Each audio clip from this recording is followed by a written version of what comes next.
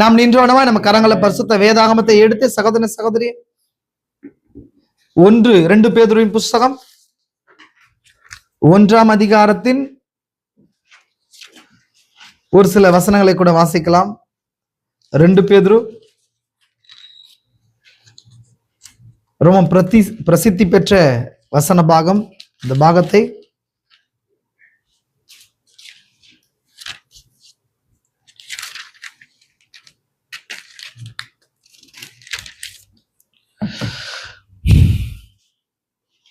முதல் வசனத்துல கூட வாசிக்கிறேன் நானு, கேளுங்க.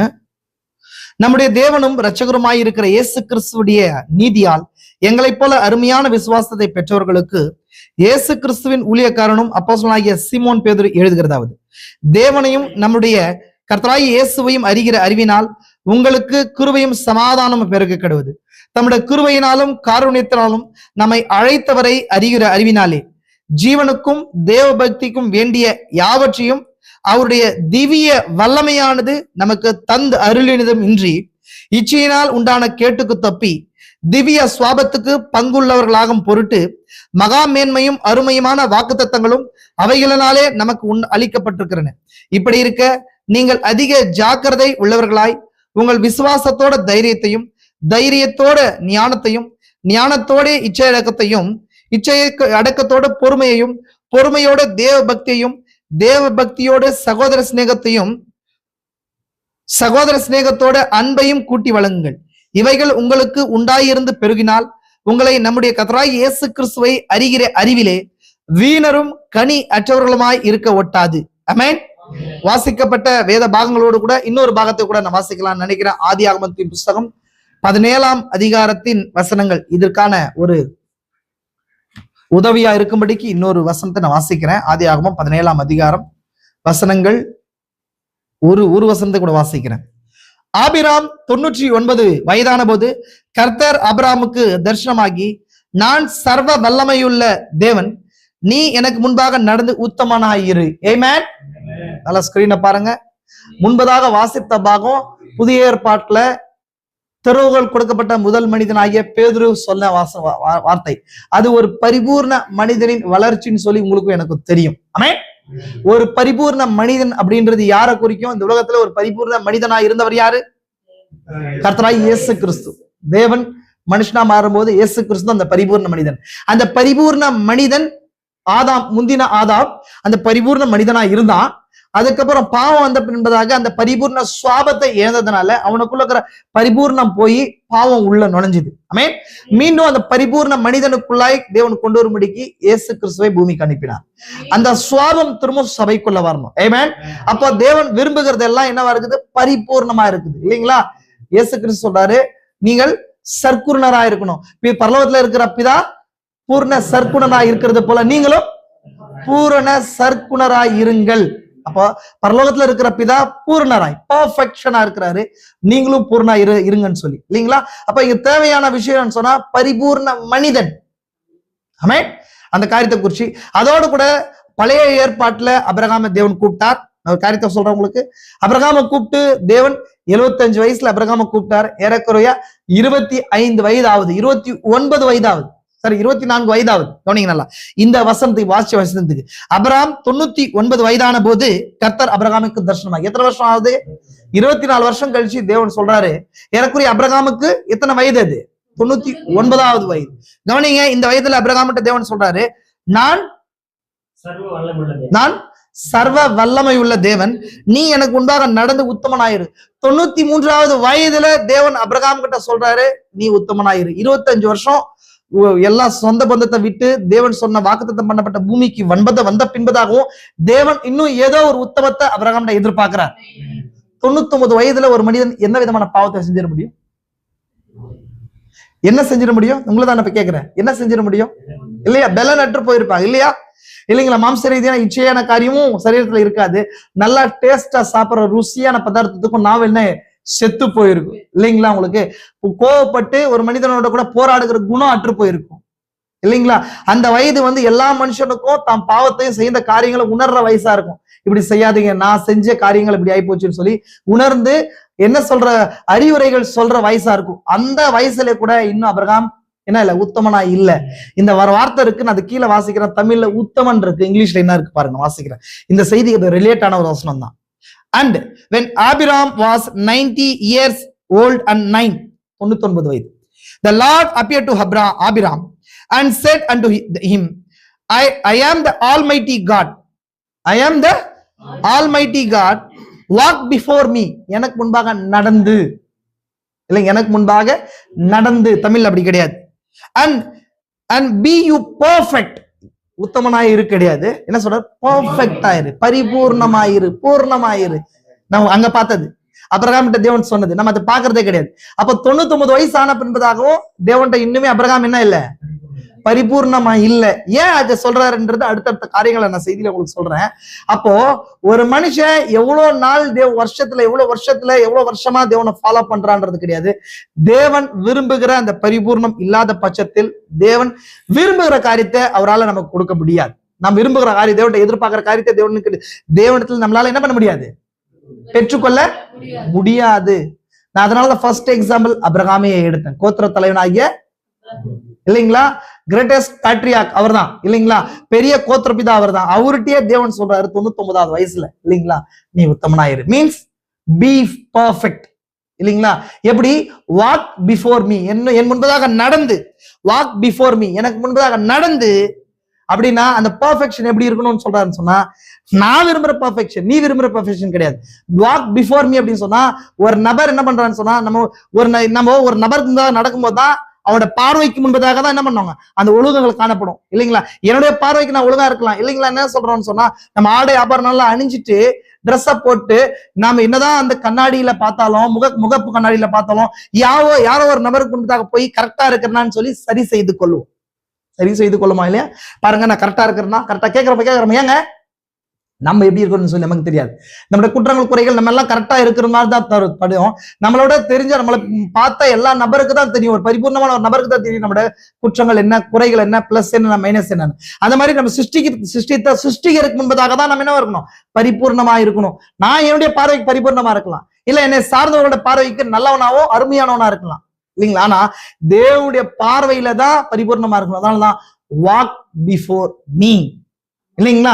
இதுதான் யார் சொல்றா, பேதுரு இப்ப சொல்லியிருக்காரு. அந்த காரியத்தை குறித்து நம்ம இனி பார்க்க போறோம். தொடர்ந்து ஒரு சீரியஸா நான் அதை காட்ட போறேன். ரொம்ப டீட்டெயிலான விஷயம், ரொம்ப இம்பார்ட்டன்டான விஷயம். நம்ம வாழ்க்கையில இந்த செய்தியில அநேக கேள்விகள் இருக்கும், அந்த கேள்விகளுக்கு ஆன்சரா இருக்கும். ஏன் தேவன்கிட்ட நம்ம ஒரு காரியத்தை பெற்றுக்கொள்ள முடியல, ஏன் தேவன்கிட்ட இந்த விரும்புகிற அந்த சுவாபங்கள் வர முடியல அப்படின்றதுக்கான அஸ்திபாரமான செய்தியா இருக்கு போது. ரொம்ப நான் ஒரு செய்தியா கொடுக்கலாம்னு நினைச்சேன்.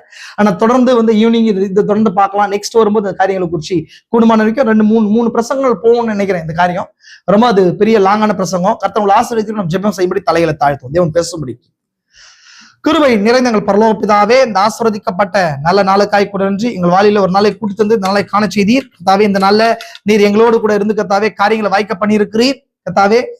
அபிரகாமை 99வது வயதுல அழைத்து, அபிரகாமே, நான் சர்வ வல்லமையுள்ள கர்த்தர், நீ எனக்கு முன்பாக நடந்து உத்தமனாயிரு என்று சொன்னீர் ஐயா.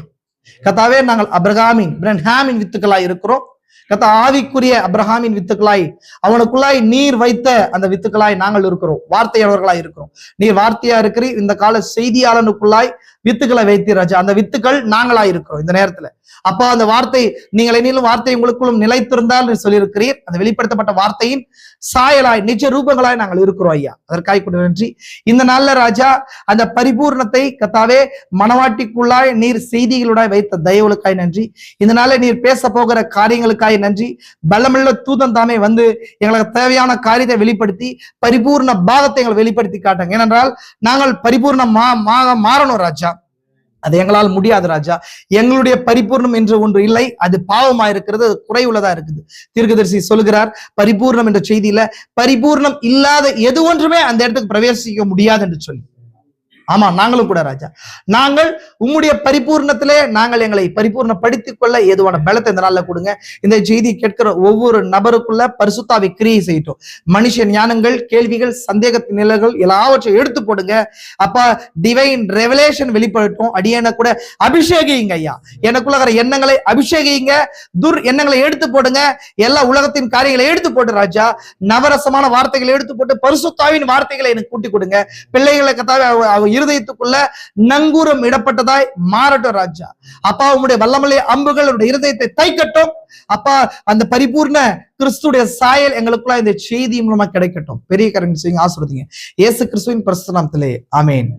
நம்ம அப்படியே உட்காரலாம்.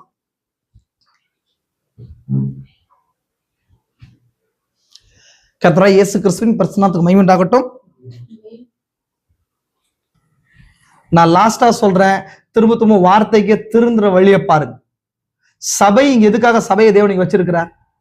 எதுக்கு வச்சிருக்கிறார்? உங்க இஷ்டத்துக்கு நடக்கிறதுக்கு சபையை வைக்க கிடையாது. உங்க இஷ்டத்துக்கு நடக்கிறதுக்கு சபையை இங்க வைக்கிறது கிடையாது. நாங்க மெசேஜ் ப்ரிப்பேர் பண்றது எவ்வளவு கஷ்டம் தெரியுமா? சும்மாங்களா மெசேஜ் ப்ரிப்பேர் பண்றது? நீங்க முன்னாடி இருந்த மாதிரி எல்லாம் இங்க இருக்க முடியாது சகோதரனே. நான் திரும்ப சீரியஸா சொல்றேன். இந்த இங்க இருக்கிற இடம் பரிபூர்ணமான செய்தியை பிரீச் பண்ற இடம். எதை நம்பியும், யார் நம்பியும், எந்த பணத்தை நம்பியும், போல நம்பியும், பேரை நம்பியும் இந்த மினிஸ்ட்ரி செய்யப்படல. தேவோட வார்த்தையை நம்பி, அவர் ஊழியத்தை நம்பிதான், நான் அவருடைய காரியத்தை நம்பிதான் நான் மினிஸ்ட்ரியை ஸ்டார்ட் பண்ணோம். வெறும் என் மனைவியுமா நான் என்னோட குமாரன் தான் மினிஸ்ட்ரியை ஸ்டார்ட் பண்ணோம். நான் யார் வராம இருந்தாலும் நானும் என் வீட்டாரும் கர்த்தரை சேவிப்பேன் அப்படின்னு சொல்லிட்டு நான் போயிட்டே இருப்பேன். சொல்றேன், இதனால லாஸ் உங்களுக்கு தான். இன்னொன்னு, இது மாதிரி செய்யறதுனால மத்தவங்களுக்கு இடரெல்லாம் அமையறீங்க. நீங்க வீட்டுல பரிபூர்ணமா எல்லாரும் வரணுங்க சபைக்கு, எப்பேற்பட்ட சூழ்நிலையா இருந்தாலும். இன்னைக்கு கவர்மெண்ட்ல வந்து ஒரு அமௌண்ட் மெரிட்ல தராங்கன்னு சொன்னா எல்லாரும் இந்த சைன் பண்ணணும்னு சொன்னா போறீங்களா இல்லையா? போறீங்களா இல்லைங்களாங்க? ஏன் வர்றதில்ல? அந்த குடும்பம் வந்து நான் சொல்றேன், அந்த குடும்பத்துக்கு ஜெபம் செய்து கொள்ளுங்க. ரொம்ப ரொம்ப மோசமா பின்மாற்றத்துல போயிட்டு இருக்கிறாங்க. ரொம்ப வேதனையை கொடுக்குது. ரொம்ப பேசினா கோவப்படுறது, வராம இருக்கிறதெல்லாம் பழைய ஒரு சில்லி குழந்தைத்தனம். அதெல்லாம் வெளியில வச்சுக்கோங்க. இந்த இடத்துல அது வேணாம். நான் அன்பா ரொம்ப சந்தோஷமா பாசமா சொல்றேன், இந்த இடத்துல வேணாம். இது வந்து மத்தவங்களுக்கு நீங்க இடறது மட்டும் இல்லாம மத்தவங்களுக்கு இடர்மடி செய்யுது. ஒரு விஷயத்துல கூட ஒழுக்கமா கிடையாது. ஃபர்ஸ்ட் உங்க இருதயத்துல ஊழியக்காரனை மதிக்கிறதே கிடையாது. மதிச்சாதான் தேவன் உங்களை சந்திப்பார் சகோதரன். உங்க வாழ்க்கையில ஏன் ஒரு சில மாற்றங்கள் இல்ல, தேவன் ஏன் கிரியை செய்யல தெரியுமா? நீங்க இருந்த இடத்துலயும் ஊழியக்காரனை மதிக்கல, இங்கேயும் ஊழியக்காரன் மதிக்கல, யாரையும் மதிக்கிறது இல்ல. சும்மா பேசுறீங்க தவிர இருதயத்துல யாரையும் மதிக்கிறதுல. உண்மை அது, எனக்கு அது தெரியும் நல்லா. தேவன் இந்த ஊழியக்காரன் இங்க நிறுத்தி வச்சிருக்காருன்னு சொன்னா டிசைனிங் ஸ்பிரிட் கொடுக்காம நிறுத்தி வைக்க மாட்டார். டிசைனிங் ஸ்பிரிட் தெரியும். மதிக்கிறதுன்னு சொன்னா பார்க்கும்போது பிரைஸ் லார்ட் சொல்றது கிடையாது. இங்க சொல்ற ஒரு இன்ஸ்ட்ரக்ஷனை ஃபாலோ பண்றது, ஒருத்தருக்கும் அப்படியே கீழ்படுகிறது. ஏதாவது உங்களுடைய பங்கு இந்த ஊழியத்துல இருக்குதா சொல்லுங்க. ஒரு வருஷம் ஆகுது, ஏதாவது ஒரு பங்கு இருக்குதா சொல்லுங்க சகோதரனே. நான் இதெல்லாம் சொல்லக்கூடாதுன்னு நினைக்கிறேன். வந்து இந்த கீபோர்டு போடுறதுல இருந்து மத்த ஏதாவது இருக்குதுங்களா? யூத்ஸ் இருக்கு, நீங்க இருக்கிறீங்க. எதுக்கு நான் வந்து உங்களுக்கு என்ன வாரம் சர்க்கஸ்கா நடத்துறேன்? இந்த மெசேஜ் சர்க்கஸ் நடத்துறா? நீங்க ஒரு வாரம் வந்து நடத்தி பாருங்க. வாங்க சகோதரன். எத்தனை வருஷமா இருக்கீங்க செய்தி எழுதிங்கலாம்? எத்தனை வருஷமா இருக்கிறீங்க? 20 வருஷமா இருக்கிறீங்களா? 20 வருஷமா இருக்கிறீங்களா? என்ன மாற்றத்தை உங்க வாழ்க்கையில நீங்க பாத்தீங்க? மத்தவங்களை விட்டுருங்க, நான் பார்க்கல அப்படின்னு சொல்ல. உங்களுக்குள்ள ஒரு மாற்றம் இருக்குதா? இன்னும் வெற்றியுள்ள ஜீவிய நமக்கு இருக்குதா? காரணம் என்னன்னா, அந்த மாதிரி சின்ன விஷயங்கள் அடா விடு பாத்துக்கலாம். கொஞ்சம் பேசினேன், வராம இருக்கிறத குறிச்சு கவலையே இல்லை எனக்கு. வராம போறத குறிச்சு கவலையே கிடையாது. இங்க எல்லாத்துக்குமே டெடிகேஷனா வர்றதா வாங்க. தயவு செஞ்சு இல்லைன்னு சொன்னா உங்களுக்கு என்ன எங்க ஃபேவரா இருக்குதோ அந்த இடத்துக்கு போயிடுங்க. நான் என்ன பண்ண மாட்டேன். இந்த இடம் இப்படிதாங்க. வேடந்தாங்கல் பறவை கிடையாது, மரம் கிடையாது. வேடந்தாங்கல் மாதிரி அங்கங்க அப்படியே மேய்ஞ்சிட்டு வர்றது கிடையாது. இது புரிதுங்களா உங்களுக்கு? இந்த செய்தி ட்ரெயின் மாதிரி போயிட்டே இருக்கும். நீங்க ஏறுங்க, ஏறி வர நித்தியத்துக்கு வரதா வாங்க. நடுவில் இறங்கிட்டெல்லாம் ட்ரெயின் ஃபீல் பண்ணுமா பிரதர்? ஃபீல் பண்ணுமா? ஐயோ இறங்கிட்டாரு இவரு, 4 பேர் ஏறினாங்க சந்தோஷம். அப்படி கிடையாது. ட்ரெயினோட வேலை என்னன்னு சொன்னா போய் டெஸ்டினேஷன்ல ஸ்டாப் ஆகுறது. அந்த மாதிரி ECFல கொடுக்கப்பட்ட ஊழியர் டெஸ்டினேஷன்ல ஸ்டாப் ஆகும். புரிதுங்களா உங்களுக்கு? சில பாக்குறேன் பறவைகள் மாதிரி எங்களை எதுவும் கேட்க கூடாது, ரூல்ஸா பேசக்கூடாது. அந்த கதெல்லாம் இங்காவ கிடையாது. ஏன்னா பரிபூர்ணமான செய்தி எதை நம்பியும் மினிஸ்ட்ரி இல்ல. வார்த்தையை நம்பி மட்டும், பணத்தை நம்பி, பேரை நம்பி, புகழை நம்பி, அதை நம்பி நான் போயிருந்தா எங்கேயோ போயிருப்பேன். நான் மினிஸ்ட்ரி, என் மினிஸ்ட்ரி வேறையா மாறி இருக்கும். தெரியுமா உங்களுக்கு? கேட்டு பாருங்க சகோதரர், வேற மாதிரி மாறி இருக்கும். அந்த காரியம் எல்லாம் எதுவுமே இல்லாம வார்த்தையை மட்டும் நம்பி நின்று கொண்டிருக்கிறேன். உங்களை கெஞ்சி காலை பிடிச்சி எல்லாம் என்னங்க ரொம்பலாம் நான் கெஞ்ச மாட்டேன். சொல்லுவேன், அன்பா சொல்லுவேன். உங்க மேல எனக்கு அகாபே அன்பு தான் இருக்குது. ஃபீலியோ அன்பா வச்சுன்னா நான் பண்ண மாட்டேன். புரிதுங்களா உங்களுக்கு?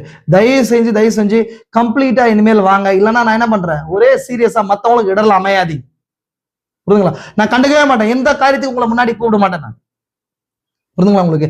நெக்ஸ்ட் இந்த மாதிரி செஞ்சுட்டே இருந்தீங்க சொன்னா வர்றவங்களுக்கு சரி, ஏன் வந்தன்னு கேட்க மாட்டேன், ஏன் போனோன்னு கேட்க மாட்டேன் நான். உங்களுக்கு எந்த பொறுப்பும் தர மாட்டேன். தயவு செஞ்சு ரொம்ப மன வேதனையோடு இந்த வார்த்தைகளை பதிவு செய்யறேன், ரொம்ப வேதனையோட பதிவு செய்யறேன். கொஞ்ச நஞ்ச வேதனை கிடையாது. நீங்க பேசணும், ஊழியக்காரன் பேசின உடனே நான் ஆல்ரெடி சொல்றேன் உங்களுக்கு, நீங்க என்ன தெரியுமா நினைச்சிட்டு இருக்கீங்க, எல்லாமே ஊழியக்காரங்க எல்லாம் உங்களுக்கு என்ன அடிமையெல்லாம் நினைச்சிட்டு இருக்கீங்க. அப்படி கிடையாது சகோதரனே, அப்படி கிடையாது. ஒருத்தரும் எவ்வளவு கஷ்டப்பட்டு ஒரு சின்ன ஒரு நபர் ஊழியம் பண்ற நபரையும் ஊழியக்காரன் தான். இவரெல்லாம் என்ன பண்றாரு அப்படின்ற எண்ணம் உங்களுக்கு வேணாம். அந்த எண்ணமே எடுத்து போடுங்க. மரியாதை செய்தியை படிங்க, போயிட்டு எல்லாம் வீட்டுல மரியாதை செய்தியை போய் படிச்சு பாருங்க. ஒரு டினாமினேஷன் ஊழியக்காரனே நீங்க மதிக்கணும். அது அந்த மரியாதை எங்களுக்கு கிடையாது. எங்களுக்குள்ள இருக்கிற வார்த்தைக்கு, அந்த வார்த்தை எங்களுக்குள்ள அந்த ஊழியக்காரங்களுக்குள்ள மதிச்சீங்கன்னா அந்த வார்த்தையினால போஷிக்கப்படுவீங்க நீங்க. தெரியுமா உங்களுக்கு? நீங்க இஷ்டத்துக்கு பண்றீங்க. ஒரு பிரேயருக்கு ஒழுங்கா ஒரு ஃபேமிலி பர்ஃபெக்டா வர்றது கிடையாது. என்ன பிரச்சனை உங்களுக்கு? உங்களை மாதிரி 4 லீவ் போட்டு போனா என்ன பண்றீங்க? என்ன பண்ணுவீங்க? ஏன் வெற்றி இல்லாத ஒரு வாழ்க்கைனா இந்த மாதிரி காரணங்கள் தான் சகோதர சகோதரி. எப்படி வேணாலும் வாழலாம், எப்படி வேணாலும் இருக்கலாம், திடீர்னு வரலாம், திடீர்னு வராம போலாம். எதை குறிச்சும் எனக்கு கவலை கிடையாது. வாழ்க்கையில எதை குறிச்சு கவலை, இப்படிதான் வாழணும், இப்படிதான் இருக்கணும்ன்ற ஒரு குறிக்கோள், ஒரு நோக்கம் இருக்குதா உங்களுக்கு? இருக்குதா? இப்படிதான் வாழணும், நான் மனவாட்டியின் பாகம், இப்படிதான் இருப்பேன், என்னோட பலவீனம் ஒரு பக்கம் இருந்தாலும் இப்படிதான் இருப்பேன்ற அந்த நோக்கம் இருக்குதா? ரோசம் வேணும். கோலைகள் தேவனுக்கு தேவையில்லைன்ற தீர்க்கதரிசி, ரோசம் வேணுங்க. ஒரு வார்த்தை சொன்னா வேணுங்க, ரோசம் வேணும் உடம்புல. அந்த காரியத்தை புரிஞ்சுக்க தயவு செஞ்சு. எதுக்காக சொல்றாங்கன்றது புரிஞ்சுங்க. வேதனையோட சொல்றேன், ரொம்ப வேதனையோட சொல்றேன். இஷ்டத்துக்கு பண்றீங்க நீங்க. தயவு செஞ்சு சொல்றேன், இனிமேல் தயவு செஞ்சு எல்லாம் மாத்திக்க பாருங்க. இல்லைன்னு சொன்னா நான் உங்களை பத்தி கண்டுக்கவே மாட்டேன். ஏன் வந்தீங்க, எதுக்கு வந்தீங்கன்னு கவலையப்பட மாட்டேன். இல்லைங்களா? இது நடந்து கொண்டு போயிட்டே இருக்கும். வேடந்தாங்கள் பறவை மாதிரி வருஷம் வருஷம் மாசத்துக்கு ஒரு முறை, 15 நாளுக்கு ஒரு முறை வந்து மரத்து மேல இருந்துட்டு போக வேண்டியதான். யூஸே கிடையாது. யாரும் உங்களை ட்ரஸ்ட் பண்ண மாட்டாங்க. நீங்க சொல்றீங்க பாருங்க, முன்னாடி சொன்னீங்க பாருங்க, யாரும் நம்ப மாட்டாங்க, மதிக்க மாட்டாங்க. காரணம் என்ன? இது தெரிஞ்சுக்கோங்க. காரணம் என்ன தெரியுமா? இந்த மாதிரி விஷயங்கள் தான். இந்த மாதிரிதான் விஷயங்கள் தான் சகோதர சகோதரி. நிச்சயமா சொல்றேன், நீங்க கரெக்டா ஒரு காரியத்துல நேர்மையா உத்தமமா நடக்கணும். எல்லாருக்கும் பிரச்சனை இருக்கு. எனக்கு சோர்வுகள் இல்லையா, அசதி இல்லையா? நான் சொல்லட்டுமா? நைட் காலையில வந்து நான் ஒர்க் முடிச்சுட்டு மெசேஜ்ல வந்து நிக்கிறேன். நைட்டு 12 o'clock போனதுங்க, நீ தூக்கம் கிடையாது ஃபுல்லா. நான் இதெல்லாம் சொல்லக்கூடாது, நான் சொல்றேன். எதுக்கு வந்து நிக்கிறேன்? எதுக்கு சகோதரனே? என்ன காரணம்? சும்மா நினைச்சிட்டீங்களா? மினிஸ்ட்ரினா சும்மா நினைச்சிட்டீங்களா? ஏதோ செய்தி தராரு, அப்படியே செய்தி தரா, அப்படியே கேட்டு அப்படியே வந்து காலத்தை கடத்திட்டு போயிடலான்னு சொல்லிட்டு. தயவு செஞ்சு சொல்றேன், வாயை திறந்து எல்லாரும் பாடணும், எல்லாருக்கும் பார்ட்டிசிபேட் இருக்கணும். இந்த மினிஸ்ட்ரி எல்லாருக்குமான மினிஸ்ட்ரி. அப்படி இருந்தா தயவு செஞ்சு, இல்லைன்னா உங்களுக்கு என்ன ஃபேவரா பண்ணதோ அந்த ஃபேவரை பண்ணிட்டு போங்க. நான் எதுவுமே சொல்ல மாட்டேன். தயவு செஞ்சு சொல்றேன், இந்த வார்த்தைகள்லாம் கவனத்துல வச்சுக்கோங்க, ஜெபம் பண்ணுங்க. ஒரு சில நான் யாரையும் பாயிண்ட் அவுட் பண்ணி சொல்ல கிடையாது. சொன்னா மத்தவங்களுக்கு கஷ்டமா இருக்கும். நீங்க பண்ற ஒருத்தரும் ஒரு காரியத்தை பண்ணி கொண்டிருக்கிறீங்க. ஒருத்தர் ஒரு காரியத்தை பண்ணி கொண்டிருக்கீங்க. உங்களுக்கு அநேக நல்குணங்கள் இருக்கு. அதே போல கீழ்ப்படியான குணங்கள் அநேகம் இருக்குது. காரணம்னா ஆல்ரெடி வந்த மரம் அந்த மாதிரி வந்துருச்சு. நீங்களா ஒப்பு கொடுத்து மாறினாதான் முடியும். நான் என்னால கட்டியெல்லாம் இடிச்சு இழுத்தெல்லாம் என்ன பண்ண முடியாது, உடைக்க முடியாது. அதனுடைய வேலையும் கிடையாது. வார்த்தை பிரீச் பண்ணதான் பவுல் சொல்ற மாதிரி வார்த்தை பிரசங்கிக்கவே தேவன் என்ன அனுப்பினார். உங்க வீட்டுல வந்து நான் ஸ்க்ரூ கொடுக்க முடியாது, அப்படி பண்ணுங்க இப்படி ஸ்க்ரூ கொடுக்கறதுக்கு நீங்க குழந்தைகள் கிடையாது. குழந்தைங்களா நீங்களா? அவங்க வராங்களா 20-25 கிலோமீட்டர், அவங்க வராங்களா 20-25 கிலோமீட்டர்ல வராங்களா? அவங்க வராங்க இல்லையா? உங்களுக்கு எல்லாம் என்ன, கிட்ட இருக்கிறவங்களுக்கு என்ன காரணம் சொல்லுங்க. ஒரு சிம்பிளான விஷயத்துக்கு எல்லாம் வராம போறீங்களே. ஏன்னா தேவோட வார்த்தையை வேல்யூவா லைஃப்ல நினைக்கிறது இல்லை. அது மாதிரி தேவன் உங்களை நினைக்கிறார். தவறா எடுத்துக்காது, அப்படிதான் நினைக்கிறார். அவரும் வேல்யூவா நினைக்கிறது. அதனால உங்க வாழ்க்கையில எதுவும் இல்ல. தப்பா எடுத்துக்காதீங்க வார்த்தையை சொல்றேன். இந்த வார்த்தையை சிந்திச்சு பாருங்க. எதுக்காக சொல்றேன்? ஏதாவது ஒரு டெடிகேஷன், வார்த்தைக்காக நான் இப்படிதான் வாழ்வேன், இப்படிதான் இருப்பேன், தேவனுக்காக ஒரு பக்தி வைராக்கியமான வாழ்க்கை, பிணைகாசு மாதிரி ஒரு வாழ்க்கை இருக்கா?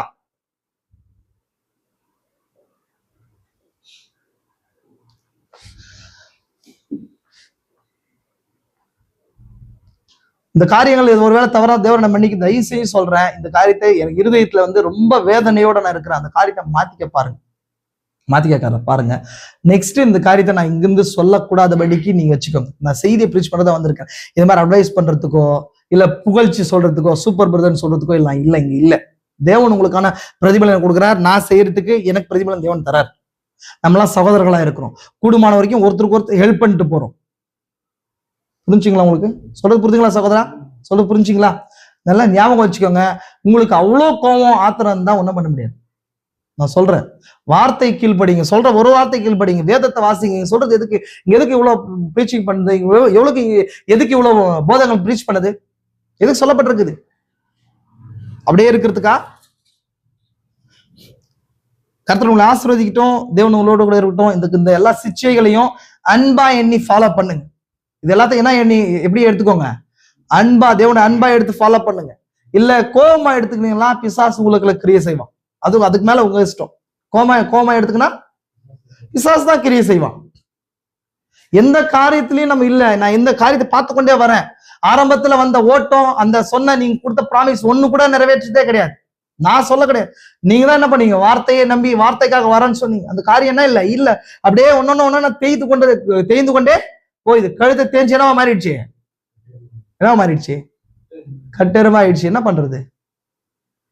அதனால சகோதரியே, தயவு செஞ்சு ஒருத்தரும் வார்த்தைக்கான கான்ட்ரிபியூஷன் தரணும். சகோதரிகள் ஒரு பக்கம் பாடல் பாடணும், சகோதரர்கள் ஒரு பக்கம் வேதத்தை தியானிக்கணும், வேதத்தை வாசிக்கணும், யூஸ் ஒரு பக்கம் பாடல் கொண்டு வரணும், மற்ற விஷயங்களுக்கு வரணும். சகோதரி தயவு செஞ்சு சொல்றேன், வாய்களை திறந்து பாடணும். எதுக்கு? உங்க கேரக்டர் தயவு செஞ்சு மாத்திக்கோங்க. தேவன் பாக்குறாரு, வாயை விரிவா தரேன்னு சொல்லி இருக்கிறார். சொல்றது புரிஞ்சுங்களா உங்களுக்கு? தயவு செஞ்சு இந்த காரியங்கள் நினைவுபடுத்திக் கொள்ளுங்க. சாயந்தரம் தயவு செஞ்சு 5:30 வந்துருங்க.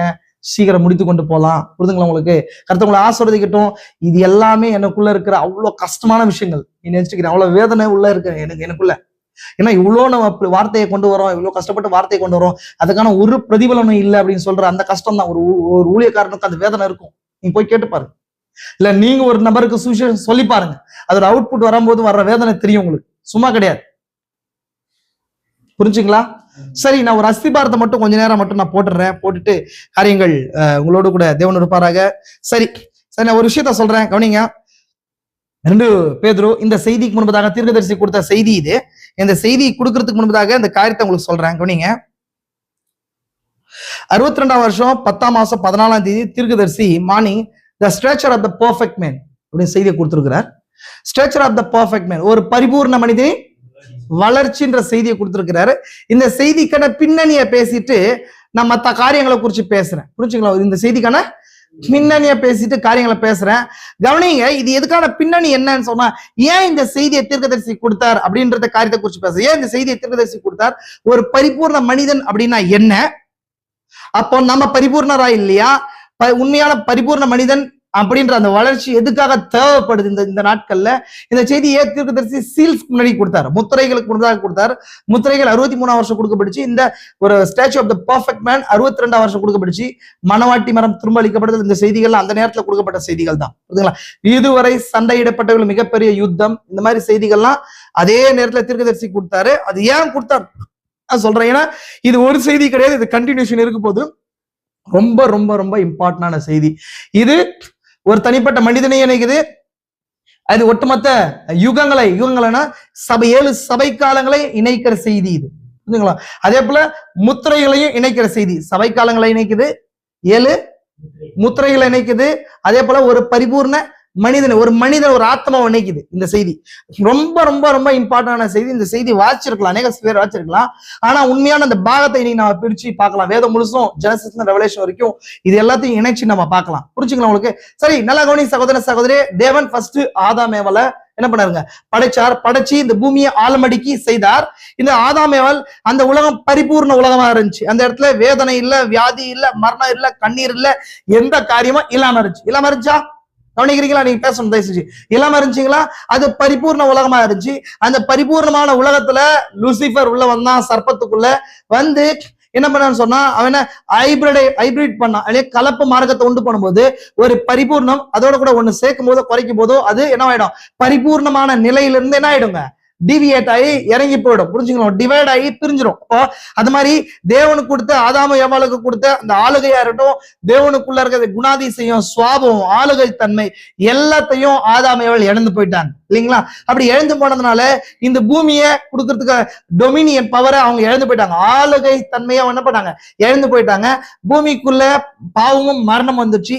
பூமி ஆதாமியவால் மட்டும் இல்லாம பூமியில இருக்கிற எல்லா சிருஷ்டிகளும் மரணத்துக்குள்ள போயிடுச்சு. புரிச்சுக்கலாம் உங்களுக்கு? அப்ப மரணத்துக்குள்ள போன பின்னதாக, ஏன்னா மீட்பின் வேலை அங்கதான் ஸ்டார்ட் ஆகுது. மீட்புக்கான தேவை அங்கதான் இருக்குது இல்லைங்களா? அப்ப மீட்புன்னு சொன்னா என்ன அர்த்தம்? ரெடாம்ஷன். வாட் இஸ் ரிடம்ஷன் அப்படின்னா என்னங்க? ரிடம்ஷன் என்ன? ஒரு பொருள் ஒரு மூளை நிலையிலிருந்து விழுந்து போய் திரும்ப மூளை நிலைக்கு வர்றதா மீட்புன்னு அர்த்தம். அப்ப அது மாதிரி ஆதாம் ஏவாளும் இந்த பூமியில இருக்கிற எல்லா பறவைகளும் மிருக ஜீவன்களும் எல்லா இந்த உலகமும் எல்லா காரியமும் பரிபூர்ண இசைவுல பர்ஃபெக்ட் ஆமணில இருந்துச்சு. அப்போ அங்க மீட்கப்பட வேண்டியது ஒன்றுமே இல்லாம இருந்துச்சு. ஆனா தேவன் இந்த சிருஷ்டிப்புக்கு முன்னதாகவே, உலக தோற்றத்துக்கு முன்னதாகவே சிந்தையில மீட்பின் திட்டத்தை போட்டார். ஆமென். அப்போ ஏன் மீட்பின் திட்டத்தை போட்டார்? நான் ஆல்ரெடி சொல்லியிருக்கிறேன். அவர் தேவனுடைய சிந்தையில மீட்பின் திட்டத்தை போடுறது முன்னாடி அவருக்கு ஒரு நோக்கம் இருந்துச்சுன்னு சொல்லி இல்லைங்களா? தேவன் அந்த நோக்கத்தை தீர்க்கதரிசி என்ன சொல்ற? ஒரு கிறிஸ்து தேவனுடைய பரம ரகசியத்தின் வெளிப்படுத்தல தான் தீர்க்கதரிசி அதை வெளிப்படுத்தி காட்டுறாரு. இந்த 7 முத்திரைகளுக்கு பின்பதாகவும் இருக்கிற அந்த மகத்தான ரகசியம் என்னன்றதை சொல்றாரு. ஏன்னா தேவன் சிந்தையில ஒரு மகத்தான ஒரு பரம ரகசியம் வைத்துக் கொண்டிருந்தார். உலகத்தோடு ரகசியம் இருந்துச்சு. அந்த ரகசியம் என்னன்னு சொன்னா, அதை தம்மை வெளிப்படுத்துவது அந்த ரகசியமா இருந்துச்சு. தான் யாருன்றத வெளிப்படுத்துறது அந்த ரகசியமா இருந்துச்சு. அப்போ தேவனாவே இல்ல, அந்த காரியம் நமக்கு தெரியும். அத நித்திய ஆவியா அவர் இருந்தார். இட்டர்னல் காடா, இட்டர்னல் ஸ்பிரிட்டா, நித்திய ஆவியா இருந்தார். அந்த இடத்துல ஒரு அணுவும் இல்லாத நிலை இருந்துச்சு. அந்த நேரத்துல நித்திய ஆவிக்கு நித்திய சிந்தைகள் உள்ள இருந்துச்சு. அப்ப அவர் என்ன நினைச்சார்? ஃபர்ஸ்ட் மீட்பின் திட்டம் போடப்படுறதுக்கு முன்பதாகவே அவர் என்ன நினைச்சாருன்னு சொன்னா, தன்னை வெளிப்படுத்தணும், எக்ஸ்போஸ் பண்ணணும். தனக்குள்ள வெள்ளமைகள், எல்லா மகத்துவங்கள், அவருக்குள்ள எல்லா குணாதிசயங்கள் ஒவ்வொன்றா வெளிப்படுத்தணும்னு சொல்லி அவர் சித்தம் கொண்டார். அப்படி சித்தம் கொண்டுதான் என்ன பண்றாரு சொன்னா, ஃபர்ஸ்ட் மீட்பின் திட்டத்தை போடுறார். அப்ப மீட்பின் திட்டம் ஒண்ணு வரும்போது அந்த இடத்துல அவருக்குள்ள ஒரு குணாதிசயம் வெளிப்பட ஆரம்பிக்குது. மீட்பின் திட்டத்தை போட்டாரு. அப்ப மீட்கப்பட வேண்டிய நபர், ஆட்கள் வேணும், இனத்தான் மீட் பண்ண வேணும், மீட்புக்குரிய பொருள் வேணும், கிரயம் வேணும், அங்க பாவம்ன்ற காரியம் இருக்குது, எதிராளின்ற ஒரு காரியம் இருக்குது. இந்த மாதிரி எல்லா விஷயங்களும் தேவைப்படுது இல்லைங்களா? அப்ப அப்படி இருக்கும்போது அங்க மீட்பின் திட்டத்தை போட்ட பின்பதாக மீட்க வேண்டிய பொருள் வேணும்னு போது அந்த என்ன பண்றாரு? சிருஷ்டிகரா மாறுறார் இல்லைங்களா? இந்த மாதிரி ஒரு தன்மைகளும் அவளுக்குள்ள உலகத்தோட்டத்து முன்னாடியே அவருடைய சிந்தையில இருக்கிற காரியத்தை வெளியே கொண்டு வரும்படிக்கு அவர் என்ன பண்றாரு? வெளிப்படுத்தி கொண்டே வரார். ஏன்னா அவருக்குள்ள என்ன இருக்குது? 3 காரியங்கள் அவரை தேவனாக்குச்சு. ஒண்ணு omni Saint, omni potent, omni present. அப்படின்னா அந்த 3 விஷயங்கள் என்ன சொன்னா, ஆம்னி செயின்ட் அப்படின்னு சொன்னா சர்வ ஞானம். ஆமென். இரண்டாவது ஆம்னி பொட்டன்ட் அப்படின்னு சொன்னா சர்வ வல்லமை. அதே போல ஆம்னி பிரசன்ட் சொன்னா சர்வ வியாபகம். அப்படின்னா தொடக்கம் முடியும் இல்லாத நிலை. அதுதான் சர்வ வியாபகம். எல்லா காலத்திலும் எல்லா இடத்துலயும் நிரம்பி இருப்பதுன்னு அர்த்தம் சர்வ வியாபகம். இந்த 3 இருக்கிற ஒரு ப்ராடக்ட், ஒரு விஷயம் தான் என்ன இருக்குன்னு சொன்னா காட் அப்படின்றது அந்த ரேஞ்சுக்கான, அந்த டைட்டிலுக்கான சரியான ஒரு வரையறையா இருக்குது. ஆமென். அப்போ இந்த நிலையில இருந்தவர் தனக்குள்ள ஒரே ஒரு நித்தியமா இருந்தவர் தனக்குள்ள சிந்தனைகளை வைத்துக் கொண்டிருந்தார். அதான் அவர் தம்மை வெளிப்படுத்துவதுன்னு சொல்லி இல்லைங்களா? அப்படி அந்த நோக்கத்தை தான் தீர்க்கதரிசி கிறிஸ்து தேவனோட பரம ரகசியத்தை வெளிப்படுத்தல 3 நோக்கமா வெளிப்படுத்தி காட்டுறார். 3 நோக்கமா வெளிப்படுத்தி காட்டுறார். தேவன் என்ன பண்றாரு? தேவன் நித்தியமான ஆவியானவர் தனக்குள்ள எல்லாத்தையும் யாருக்குள்ள ஊற்றுன்னு யோசிச்சாரு? தன்னோட வார்த்தை கிறிஸ்துக்குள்ள வீட்டுன்னு யோசிச்சாரு. ரெண்டாவது காரியம் என்ன இருக்குதுன்னு சொன்னா, கிறிஸ்து தனக்குள்ள எல்லாத்தையும் சபைக்குள்ள ஊற்றி சபையை பரிபூர்ண நிலைக்குள்ள கொண்டு வரணும் அப்படின்னு சொன்னா ப்ரீஎமினன்ஸ் சொன்னா முதன்மை ஸ்தானத்தை அடைவது. சபைக்குள்ள கிறிஸ்து முதன்மை ஸ்தானத்தை அடைவது 2வது நோக்கமா இருந்துச்சு. மூணாவது நோக்கம் என்னன்னு சொன்னா, இப்ப இருக்கிற உலகம் முந்திய உலகத்தை போல மாறணும் அப்படின்னு சொன்னா, உலகம் மூல நிலைக்குள்ள, விழுந்து போன உலகம் மூல நிலைக்குள்ள வரணும்னு சொல்லி ஒரு சித்தம் கொண்டார். இது அவருடைய மகத்தான நோக்கமா இருந்துச்சு. அப்போ இதுல மீட்பு இருக்குது, சிருஷ்டிப்பு இருக்குது, பிதா இருக்கு, குமாரன் இருக்கு. இது எல்லாமே உள்ளடக்குனது. இந்த 3 நோக்கத்துல எல்லாமே அடங்கிடும். கவனிக்கிறீங்களா? நான் இந்த அஸ்திபாரத்தை தான் போட்டிருக்கிறேன். ஏன் இந்த பரிபூர்ண மனிதனின் வளர்ச்சி தேவைன்றது நான் தான் பேசுறேன். ஏன் இந்த பரிபூர்ண மனிதனின் வளர்ச்சி தேவை, அது எப்படி காலங்களா தேவன் எதிர்பார்த்து வந்தார், அண்ட் தென் இந்த காலத்துல பிரத்யேகமா தீர்க்கதரிசி இந்த செய்தியை கொடுக்கறதுக்கான நோக்கம் என்ன, நம்ம பரிபூர்ணமா மனிதனின் வளர்ச்சியா பரிபூர்ண மனிதனா மாறும்போது என்ன கிடைக்கும், நம்ம ஏதோ எதிர்பார்க்கிறோம் இன்னைக்கு அப்படின்ற காரியங்களை கனெக்ட் பண்ணணும்னு விருப்பப்படுறேன். புரிஞ்சுங்களா? உங்களுக்கு புரிஞ்சுதா? இது வரைக்கும் பேசின காரியங்கள் புரிஞ்சுங்களா? அப்ப கவனிங்க நல்லா. அப்போ இதுதான் தேவனுடைய மகத்தான நோக்கமா திட்டமா இருந்துச்சு. இப்ப என்ன பண்ணாரு, சிருஷ்டிப்புகளை உண்டு பண்ணார். சிருஷ்டிப்பானது விழுந்து போச்சு. என்ன பண்ணுச்சு, விழுந்து போச்சு. அவட மீட்கிறதுக்காக என்ன பண்ணாருன்னு சொன்னா, மீட்பின் திட்டத்தை ஆல்ரெடி உலகத்தோட முன்னே போட்டாரா இல்லையா? அப்போ மீட்க வேண்டிய பொருள் அங்க இருக்குது, மீட்பர் வர வேண்டியதா இருந்துச்சு. இப்போ ஆல்ரெடி பர்ஃபெக்ட் ஸ்டேட்ல, பர்ஃபெக்ட் கண்டிஷன்ல இருந்த அந்த தேவ சாயலுடைய அந்த நபர்கள் விழுந்து போயிட்டாங்க. அதனால அவங்களுக்கு கொடுக்கப்பட்ட பூமியின் ஆளுகை தன்மை, அழியாமை, இது எல்லாமே அவங்க இழக்கப்பட்டு போயிட்டாங்க. அப்ப இழக்கப்பட்டு போனதுனால மீண்டும் அவங்கள பர்ஃபெக்ட் கண்டிஷனுக்கு, பர்ஃபெக்ட் ஸ்டேட்டுக்கு கொண்டு வரும்போது அவங்க வர்றதுனால பூமியும் சிருஷ்டிகளும் பழைய நிலைக்கு மீண்டும் வருது. அப்ப அதுக்காக என்ன பண்ணணும்னு சொன்னா, அவரு பர்ஃபெக்ட் கண்டிஷன் கொண்டு வரதுக்கு அவர் முதலாவது ரத்தத்தை சிந்தி அவங்களை மீட்டு கொண்டது மட்டும் இல்லாம அவங்க இழந்து போன அந்த சுவாபத்தை மீண்டும் கொடுக்கணும் இல்லைங்களா? அவங்க இழந்து போன சுவாபம் என்னன்னு சொன்னா, கிரைஸ்ட் லைக் எ மேனர், கிறிஸ்துவை போல ஒரு தன்மை, சுவாபம். ஆதாம் எப்படிங்க, கிறிஸ்து எவ்விதமா பூமியில இருந்தாரோ அதே நிலையில தான் யார் இருந்தது, ஆதாம் இருந்தார் இல்லைங்களா? ஆதாம் காற்றையும் கடலையும் அதட்டினார் இல்லைங்களா? கிறிஸ்து காற்றையும் கடலை அதட்டினார். ஏன்னா ஆதாம் எப்படி இருந்தார் அப்படின்றதுக்கான அடையாளத்தை சொல்றேன். காத்தாட கடல் அதட்டினார்னு சொன்னா அப்ப அப்படி இல்ல. ஆனாலும் எதுக்காக இதை முன்னோட்டி நான் காட்டுறேன்னு சொன்னா, இயற்கை ஆதாமுடைய ஆளுகை கீழாக இருந்துச்சுன்றதை காட்டுறதுக்காக நான் சொல்றேன். புரிஞ்சுக்கலாம் உங்களுக்கு? உடனே இந்த வார்த்தை தப்பா புரிஞ்சுக்கூடாது, நான் சொல்ற வார்த்தை தப்பா புரிஞ்சுக்கூடாது. கவனிச்சுக்கலாம் உங்களுக்கு. கொஞ்சம் பின்னாடி பார்ப்போம். பாருங்க, இப்ப அப்படி இருக்கும்போது இந்த காரியம் எல்லாம் என்ன வந்து சொன்னா, தேவன் மீட்பின் திட்டத்தை போட்டு வந்தார். அப்ப என்ன பண்றாரு சொன்னா, பாவம்ன்றது என்னன்னு சொல்லி மனுஷனுக்கு புரிய வைக்கணும். கவனிக்கிறீங்களா? அப்ப மனுஷன் விழுந்து போயிட்டா, தேவனுக்குள்ள திட்டம் தேவனுக்கு தான் தெரியுமே தவிர, மீட்க வேண்டிய இல்ல அந்த சுவாபத்தை ஏந்து விட்ட மனுஷனுக்கு அது என்ன இன்னும் பரிபூர்ணமா தெரியல. அப்ப அத மனுஷனுக்கு புரிய வைக்கணும். என்ன பண்ணும், நீ சரியான நிலையில இல்ல, பர்ஃபெக்டா இல்லன்றத புரிய வைக்கணும். அதுக்காக தான் பழைய ஏற்பாட்டை வச்சாரு. அந்த பழைய ஏற்பாட்டுல நியாய பிரமாணம் இருந்துச்சு. நியாய பிரமாணம் வரும்போது தான் நான் பரிபூர்ணர் அல்ல அப்படின்றத உணர்ந்தேன். புரிஞ்சுதுங்களா?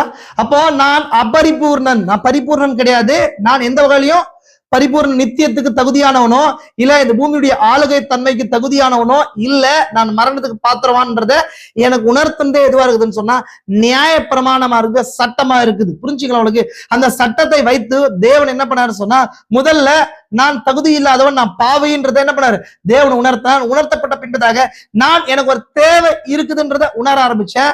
நான் தேவனோட சாயல்ல உண்டாக்கப்பட்டிருந்தாலும் இப்பொழுது தற்போது தேவனுடைய சாயல்ல, தேவனுடைய ரூபத்துல, தேவனுடைய வல்லமையின் பிரகாசத்துல நான் இல்லைன்றத நான் உணர ஆரம்பிச்சேன். என உணர்த்துறது நியாய பிரமாணம் இருக்கு இல்லைங்களா? நியாய பிரமாணத்தை குறிச்சு பவுல் என்ன சொல்றாரு, நியாய பிரமானது நம்மை கிறிஸ்துவ வழி நடத்தும் உபாத்தியா இருக்குது. உபாத்தி வந்த பின்பதாக நமக்கு என்ன, நியாய பிரமாணத்துக்கு கீழானவர்கள் அல்ல. புரிஞ்சுங்களா உங்களுக்கு? அப்படி இருக்கும்போது பழைய ஏற்பாடு என்ன பண்ணுச்சுன்னு சொன்னா, நான் பரிபூர்ணர் இல்லைன்னு காண்பிச்சுச்சு. புதிய ஏற்பாடு வரும்போது என்ன செஞ்சுன்னா, புதிய ஏற்பாடு என்ன பரிபூர்ணப்படுத்துறதுக்கு தேவையான காரியத்தை கொடுத்துச்சு. புரிஞ்சா? நான் இந்த எல்லா விஷயம் நித்தியத்துல பேசி கொண்டு வரேன். இந்த ஆர்டரை ஏன் பரிபூர்ண மனிதன் வளர்ச்சி எடுத்து அப்படியே புத்தகத்தை வாசிக்கிறது கிடையாது. இந்த அஸ்திபாரத்தை ஃபர்ஸ்ட் புரிஞ்சுக்கணும். இந்த அஸ்திபாரம் எப்படி அமைக்கப்பட்டிருக்குதுன்னு புரிஞ்சுக்கணும். எதுக்காக அந்த செய்தியை தீர்க்கதரிசி கொடுத்தாருன்னு புரிஞ்சுக்கணும். எத்தனை பேர் இந்த செய்தி வாசிச்சிருக்கிறீங்க? ஒரு பரிபூர்ண மனிதன் வளர்ச்சி கேட்டிருக்கீங்களா? அந்த செய்தியை வாசிங்க. ரொம்ப முக்கியமா வாசிக்க வேண்டிய செய்தி அது. நான் அந்த செய்தியை வாசிக்கிறதுக்கு முன்னதாக இருக்கிற அஸ்திபாரம் தான் இது. புரிஞ்சுக்கணும்? அப்ப அப்படி இருக்கும்போது பழைய ஏற்பாடு அவன் பரிபூர்ணம் இல்லைன்னு காண்பிச்சு, புதிய ஏற்பாடு என்ன பண்ணுச்சு, அந்த பரிபூர்ணத்துக்கு போகும் வழிய வாசலை கொடுத்துச்சு. அந்த வாசல் கிறிஸ்து தான். அது ரத்தம் தான் அந்த வழியா இருந்துச்சு. புரிஞ்சுங்களுக்கு? அப்ப அந்த ரத்தத்தை அவர் கொடுத்து சிந்தி பாவக்கரையை போக்கிட்டாரு. நெக்ஸ்ட், நான் பழைய ஏற்பாட்டுல ஒரு ஆடு அடிக்கப்பட்டு அவன் ரத்தம் சிந்தப்பட்டாலும் அவன் இன்னுமா என்னவா இருக்கிறான்னு சொன்னா, பாவம் குழப்பட்டாலும் அவன் இன்னும் என்னவா மாறல, பரிபூர்ணமா மாறல. ஏன்னா பாவ சிந்தை இன்னுமா அவனுக்குள்ளாக என்ன இருக்குது. பாவம் மூடப்பட்டுச்சு. அந்த அடிக்கப்பட்ட ஆட்டுடைய அந்த ஜீவன் அந்த பாவு மேல வர கிடையாது பழைய ஏற்பாட்டுல. புரிஞ்சுதா உங்களுக்கு? ஆனா புதிய ஏற்பாடு அப்படி கிடையாது.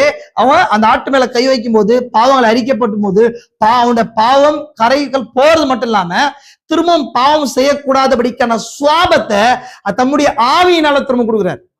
இதுதான் புதிய ஏற்பாடு. இப்ப அப்படி இருக்கும்போது இந்த புதிய உடன்படிக்கைக்கு வரும்போது ரெண்டு விஷயங்கள் நடக்குது. ஒண்ணு, நம்முடைய பாவம் போகுது. ரெண்டாவது, நமக்குள்ள எந்த ஆடு அடிக்கப்பட்டுச்சோ அந்த ஆட்டுடைய நேச்சர் நமக்குள்ள பில்ட் ஆகுது. அந்த அந்த அந்த ஆடுதான் வந்து இந்த வானத்தை பூமி அண்ட சராசத்தை உண்டு பண்ணவர். அவர் தான் பரிபூர்ணர். அவர் தான் ஆதாமையால் உண்டு பண்ணவர். அவருக்குள்ளகிறத லைக் கிரைஸ்ட், லைக் நேச்சர், அவருக்குள்ளகிற கிறிஸ்துவை போன்றத சுவாபம், கிறிஸ்துவாகி அவருக்குள்ளகிற சுவாபம் ஆதாமுக்கு கொடுக்கப்பட்டுச்சு. யார் கூட கொடுப்பச்சு? ஆதாம் கொடுக்கப்பட்டு. கரெக்டுங்களா? பின்பு ஏன்னா ஆதியாகமம் 1:26 வாசிக்கிறீங்க. பின்பு நமது சாயலாகவும் நமது ரூபத்தின்படியாகவும் மனிதனை சிருஷ்டித்தார், அவர்களை ஆணும் பெண்ணுமாக சிருஷ்டித்தார். இங்க திருத்துவக்காரங்க இந்த வசனத்தை எடுத்துப்பாங்க. எடுத்துட்டு என்ன பேசுவாங்க? நமது சாயல் நமது ரூபம் இருக்கு, அங்க நாமன்னு சொல்லப்பட்டிருக்கு. அப்ப ஒன்றுக்கு மேற்பட்ட கடவுள்கள் இருக்கிறாங்க, 2-3 கடவுள்கள் இருக்கிறாங்கன்னு சொல்லுவாங்க. ஆனா நமக்கு தெரியும், மனவாட்டிக்கு தெரியும் இது எதை குறிக்குதுன்னு சொல்லி நமக்கு தெரியும். இங்க ஆதாமியவாள் இருக்கிறாங்க. இங்க ஃபர்ஸ்ட் வசனத்துல காணப்படுது அது மாம்சரீதியான மனுஷன் கிடையாது, ஆவி மனிதன் நமக்கு தெரியும். 2வது அதிகாரத்துலதான் இந்த தியாபினி சரீரம், முதல் அதிகாரத்துல இருக்க தியாபினி சரீரம், 2வது அதிகாரத்துல இருக்குது அந்த தியாபினி சரீரம் மாம்ச சரீரத்துக்குள்ள வைக்கப்பட்டுச்சு. தியாபினின்னு சொன்னா என்னன்னு தெரியும்? தியாபினா என்னங்க? நான் சொல்லியிருக்கேன் என்னங்க? தேவ சாயல். தியோஸ் சொன்ன என்னன்னு சொன்ன? தியாலஜி. தியோஸ் அப்படின்னு சொன்னா என்ன அர்த்தம்? இறையியல் அர்த்தம். தியோஸ் கிரேக்க வார்த்தை இறை அப்படின்னு அர்த்தம், கடவுள்னு அர்த்தம். லாஜிக் சொன்னா அதை பத்தி தத்துவம்னு அர்த்தம். தியாலஜி நான் சொல்லியிருக்கிறேன். அப்போ தியோபனி அப்படின்னு சொன்னா தேவ சாயல், தேவ சாயல் கொண்ட சரீரம் அர்த்தம். அப்போ தேவ சாயல்ல 1வது அதிகாரத்துல உண்டு பண்ணோம். அந்த தேவ சாயல்ல நமது அப்படின்னு சொன்னார் இல்லையா? அந்த நமதுன்றவர் யாரு அப்படின்னு சொன்னா அவர் தான் லோகாஸ், இல்லைங்களா? அவர் தான் லோகாஸ். அந்த லோகாசுக்குள்ளதான் நாமன்னு சொல்லப்படுது இல்லையா? அப்ப அவருக்குள்ள யாராவது இருந்தாங்களான்றது எப்படி தெரியும் சொன்னா உண்டாக்கப்பட்ட மனிதனை வச்சு அது தெரியும். அப்ப உண்டாக்கப்பட்ட மனிதன் எப்படி உண்டாக்கப்பட்டான்? மேல் அண்ட் ஃபெமினிஸ்டா ஆணும் பெண்ணுமா உண்டாக்கப்பட்டான். அப்படிங்கும்போது இந்த லோகாசும் கூட ஒரு மேல் பார்ட்டும் ஃபீமேல் பார்ட்டும் இருந்திருக்குதா இல்லைங்களா? அப்ப அந்த லோகாஸ்ல இருக்கிற மெயின் பார்ட் கிறிஸ்து, ஃபீமேல் பார்ட் தான் சபையா இருக்குது. புரிஞ்சா உங்களுக்கு? இது வரைக்கும் புரிஞ்சா? புரியல? திரும்ப சொல்லவாது புரிஞ்சா பிரதர்? நான் உங்கள்கிட்ட தான் கேட்கிறேன், புரிஞ்சுக்கணும். அப்ப அப்படி இருக்கும்போது இதை தாண்டிதான் 2வது அதிகாரத்துல அந்த முதல் அதிகாரத்துல இருக்கிற நாம் அப்படின்றவர் எப்படி இருந்தார்ன்றது 2வது அதிகாரத்துல 1வது அதிகாரத்துல அந்த சொல்ல 1:26-28 வரைக்கும் பின்பு அவர்களை ஆணும் பெண்ணுமார்களா சிருஷ்டித்தார் அப்படின்னு சொல்லப்படுது. அப்போ நாம் அப்படின்றவர் எப்படி இருந்தார் அவரு அப்படின்னா அவரும் எப்படி இருக்கணும்? ஆணும். அப்ப அந்த ஆண்றதான் மணவாளன், இந்த பெண்ணுதான் மணவாட்டி, இல்லைங்களா? இப்ப இது ரெண்டுத்தையும் ஒரே சரீரத்துக்குள்ள வச்சிருந்தார். ஏன்னா அவருக்குள்ளதான் ஏவாள், அவருக்குள்ளதான் சபை உள்ள இருந்துச்சு, அப்புறம் வெளியே வருது. அதே போல ஆதாமுக்குள்ள ஏவாள் இருந்தா காலம் கடந்த பின்பதாக ஒரு நேரம் வரும்போது ஏவாளை வெளியே பிரிச்சார். அப்ப இந்த பேட்டர்ன்லாம் அப்படியே அங்க பொருந்தது, இல்லைங்களா? இதுதான் பரிபூர்ணம். இதுதான் இந்த சாயல்ல தான் ஆதாம் என்ன பண்ணப்பட்டான்? உண்டாக்கப்பட்டான். அவனுக்குள்ள பரிபூர்ணம் இருந்துச்சு, இல்லைங்களா? அப்ப இந்த பரிபூர்ணம் ஆதாம் இழந்து போனதை திரும்பவும் மீட்டு கொள்ளும்படிக்கு எந்த சாயல உண்டாக்கப்பட்டானோ, யாரால உண்டாக்கப்பட்டானோ அவரு மேலதான் திரும்ப அந்த பரிபூர்ண மனிதன் கேட்ட வளர்ச்சி உண்டாகணும். அதுதான் லோகாசா இருந்துச்சு. நாமன் சொன்னார் இல்லையா? அந்த நாம் தான் அந்த பரிபூர்ண சாயல். அந்த நாம் தான் என்னவா மாறினாரு சொன்னா ஆட்டுக்குட்டியா மாறி மனுஷனா வந்து ரத்தத்தை கொடுத்து ரத்தத்தை சிந்தி திரும்ப அவனுக்குள்ள இருக்கிற சுவாபத்தை ஆதாமுக்குள்ள 2வது அதிகாரத்துல ஊதினார்ல, ஜீவ சுவாசத்தை ஊதினார்ல, அந்த சுவாபத்தை திரும்ப ஊதுறாரு. ஆமென். இதான் பரிபூர்ண வளர்ச்சியை திரும்ப கொண்டு வருது. புரிஞ்சுக்கணும் உங்களுக்கு? அப்ப இதுதான் இப்ப பரிபூர்ண மனிதனின் வளர்ச்சி தேவைப்படுகிறது. அது எதுக்கு? மீண்டும் பர்ஃபெக்ட் மேனர் ஆஃப் கிரைஸ்ட், பரிபூர்ண மனிதன் அப்படின்னா நான் பரிபூர்ணம் இல்லையா அப்படின்னா இங்க சொல்றது வளர்ச்சியில சொல்ல கிடையாது, தேக வளர்ச்சியில பரிபூர்ணத்தை குறித்து சொல்ல கிடையாது. நமக்குள்ள ஒரு ஆத்ம வளர்ச்சியில, ஆவியின் வளர்ச்சியில, ஆவியில பெற்றிருக்கிற அதிகாரத்திலையும் சுவாபத்திலையும் தேவ குணாதிசயங்கள் பரிபூர்ணமா ஒரு மனிதனுக்குள்ள இருக்கணும். அந்த பரிபூர்ண மனிதன் யாருன்னு சொன்னா லோகாஸ் ஆகிய கிரைஸ்ட், கிறிஸ்து, இல்லைங்களா? அப்ப அவருக்குள்ள இருக்கிற நேச்சர் திரும்ப வரும்போதுதான் திரும்ப பூமி என்ன அவங்க என்னங்க மூல நிலைக்கு வரணும். இதுதான் first basic, fundamental basic of the perfect man of the structure of the perfect மேன்றதுக்கான அடிப்படை அஸ்திபார தேவை இதுதான். அதுக்காக தீர்க்கதரிசி இந்த செய்தியை கொடுத்தார். செய்தியை கொடுத்தார். நான் இந்த செய்தியோட தலைப்பு இது கொடுத்தேன். என்ன செய்தி பாருங்களேன்? The stature of the perfect man or church is the second fold of the seventh seal. இந்த டைட்டில கொடுத்தேன். ஆனா இந்த டைட்டில கொடுத்ததுக்கு பின்பதாக இன்னும் நிறைய விஷயங்கள் இருக்கு. இந்த செய்தியை ஸ்டார்ட் பண்ணும்போது இந்த டைட்டில பேசலாம்னு நினைச்சேன். ஆனா இதுக்குள்ள தோண்ட தோண்ட தோண்ட தோண்ட தோண்ட இன்னும் அநேக ரகசியங்கள் உள்ள இருக்குது. அதனால நான் டைட்டில இன்னும் கொஞ்சம் எக்ஸ்டெண்ட் பண்ணணும்னு சொல்லி அதை அப்படியே வச்சுட்டேன். நான் இது மட்டும் இல்ல, ஃபர்ஸ்ட் நமக்கு பரிபூர்ண மனிதன் சொன்னா என்ன அப்படின்றது புரியணும், அது தெரியும்னு சொல்லிட்டு. அப்போ அந்த தீர்க்கதரிசி இந்த பரிபூர்ண மனிதன் வளர்ச்சியை செய்தியை கொடுக்கறதுக்கு முன்னதாக என்ன அஸ்திபாரத்தை வச்சார். இப்ப இந்த பரிபூர்ண மனிதனை குறிச்சு பேதுரு பேசினார். பேதுரு தானே பேசினார், அவங்களுக்கு கேட்கறதா இல்லையா? பேதுரு பேசினார். பேதுருக்கு யார் சொன்னது? பேதுருக்கு சொல்லிருக்கணும் இல்லையா? பேதுரு வெளிப்பாடு ஓகே, பேதுரு தான் அது 2 பேதுருல 1ஆம் அதிகாரத்துல பேசுறார். நீ பரிபூர்ணமாய் திவ்ய சுவாபத்தில் பங்குள்ளவனாய் இருக்கும் பொருட்டு அப்படின்ற. இங்க பாயிண்ட் அதான், திவ்ய சுவாபம் அப்படின்றத. திவ்ய சுவாபம்ன்றது கிறிஸ்துடைய சுவாபத்துல பங்கு. அந்த வசந்த வாசிக்கிற பாருங்க, எங்க ஸ்டார்ட் ஆகுது பாருங்க, 3ஆம் வசனம் பாருங்க. தம்முடைய மகிமையினாலும் காருண்யத்தாலும் நம்மை அழைத்தவரை அறிகிற அறிவினாலே. எதனால? அறிவினாலே. இந்த பூமிக்குரிய அறிவு கிடையாது, அவர் தெய்வீக ஞானத்தினால தேவ பக்திக்கும் ஜீவனுக்கும் தேவ பக்திக்கும் வேண்டிய யாவற்றையும் அவருடைய திவ்ய வல்லமையானது நமக்கு தந்த அருளிலும் இன்றி இச்சையினால் உண்டான கேட்டுக்கு தப்பி. இதான் இங்கதான் பாயிண்ட், பாருங்க. இந்த பூமி எப்படி விழுந்து போச்சு, ஒரு மனுஷன் பரிபூர்ண நிலையில எங்க விழுந்து போனான்னு சொல்லி பேதுரு இங்க சொல்றாரு. அதுக்காக தான் கீழே கீழே அந்த காரியத்தை கட்டமைக்கிறாரு. இச்சையினாலதான் முதல் பாவமே எதுவா இருக்குது, இச்சை. இச்சை தான் ஃபர்ஸ்ட் பாவமா இருக்குது. 3 விஷயங்கள்: கண்களின் இச்சை, மாம்சத்தின் இச்சை, ஜீவனத்தின் பெருமை. ஒரு மனுஷனுக்கும் ஒரு சபைக்கும் ஆதியிலிருந்து எல்லாருக்குமே வர்ற 3 சோதனைகள் தான். ஆதாம் ஏவாளுக்கு ஃபர்ஸ்ட் வந்துச்சு அந்த விருட்சம் பார்வைக்கு இன்பமும் புசிப்புக்கு நல்லதும் ஜீவ என்னங்க இச்சிக்கப்படத்தக்க விருட்சமா இருக்கிறது என்று கண்டு. ஃபர்ஸ்ட் பாவம் இச்சை. அதனாலதான் இங்க சொல்லுது, இச்சையினால் உண்டான கேட்டுக்கு தப்பி. இச்சையினால் உண்டான கேட்டுக்கு தப்பி. அந்த கேடு எதுன்னு சொன்னா மரணம். இச்சையினால கேடு எது பிரதர்?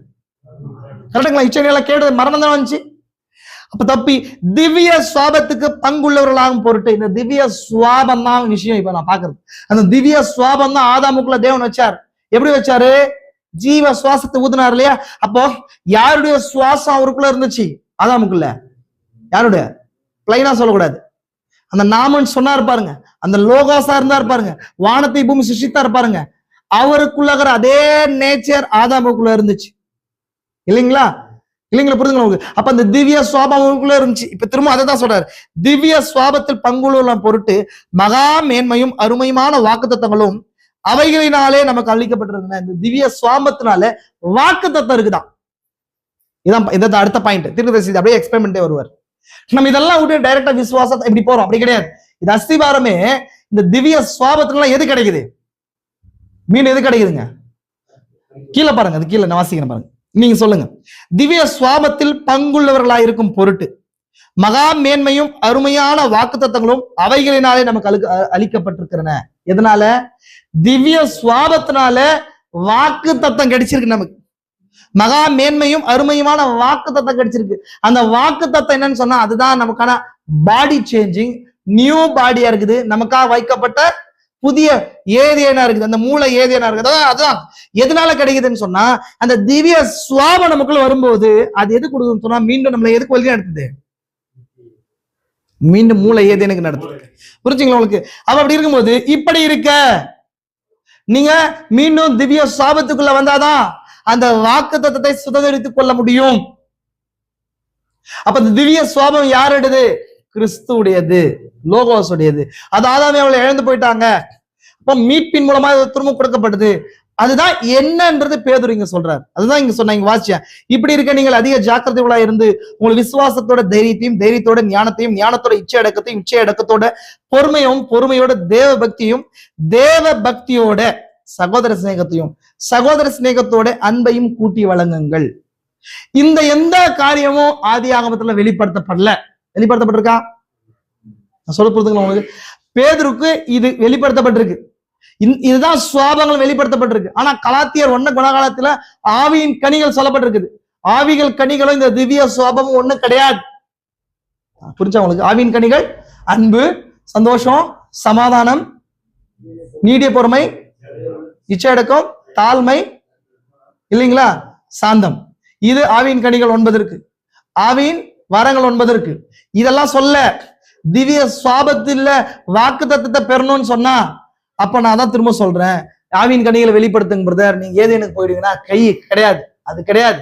நீ ஏதேனுக்கு போகணும், வாக்குத்தத்தத்தை சுதந்திரிக்கணும், நியூ பாடிக்குள்ள போகணும்னு சொன்னா இந்த இந்த கிரைஸ்ட் மேனருக்கு வரணும், கிறிஸ்துவின் அந்த தன்மைக்கு மாறணும், இந்த திவ்ய சுவாபத்துல பங்கு பெறணும்னு சொல்லி பேதுரு எக்ஸ்பிளைன் பண்றாங்க.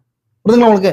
அப்ப இவைகளை உங்களுக்கு உண்டாகி பெருகினால் உங்களை நம்முடைய கர்த்தராகிய இயேசு கிறிஸ்துவின் அறிகிற அறிவிலே வீணரும் கனி ஏற்றவர்களுமாய் இருக்க ஒட்டாது. இதுதான் அஸ்திபாரம். இந்த அஸ்திபாரத்தை பவுல் பேசுறாரு, பேதுரு பேசுறாரு. எப்படி பேசுறாரு?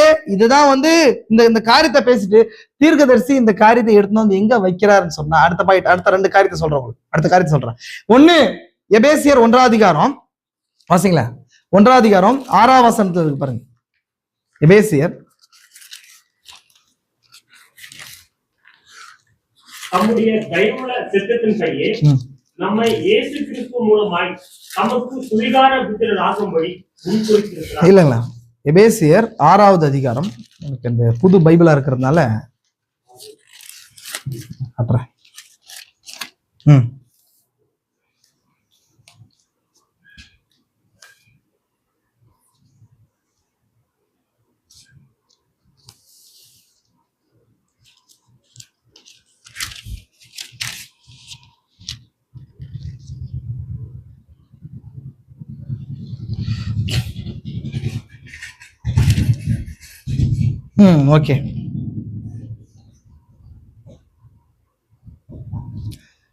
18 வாசிக்கலாம். 18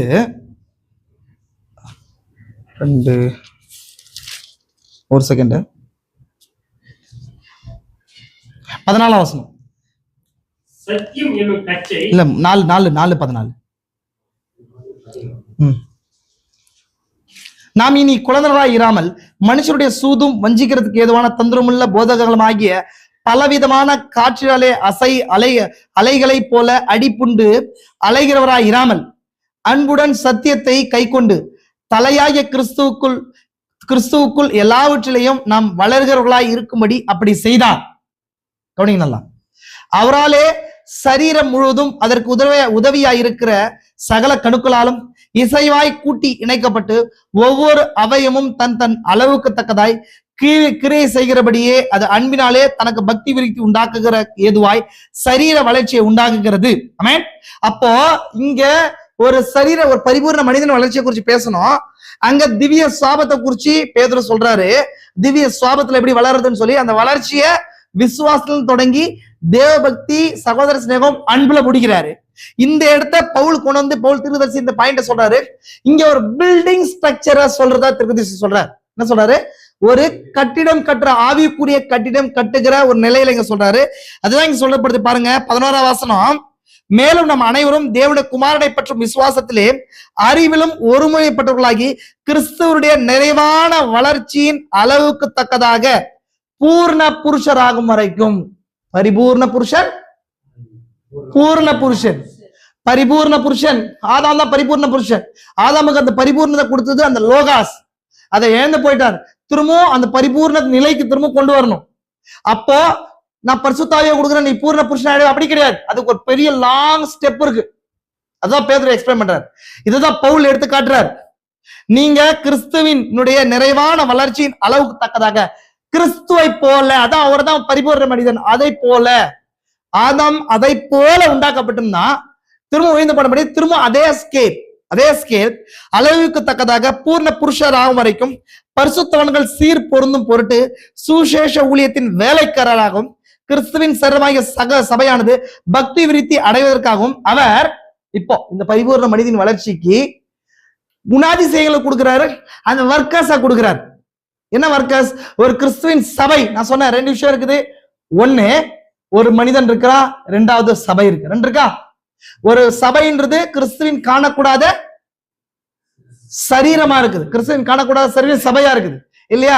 அது என்ன இருக்குது? Many member body of Christ. அநேக விசுவாசிகள் அடங்கிய சரீரம் தான் கிறிஸ்துவின் சரீரம் இல்லையா?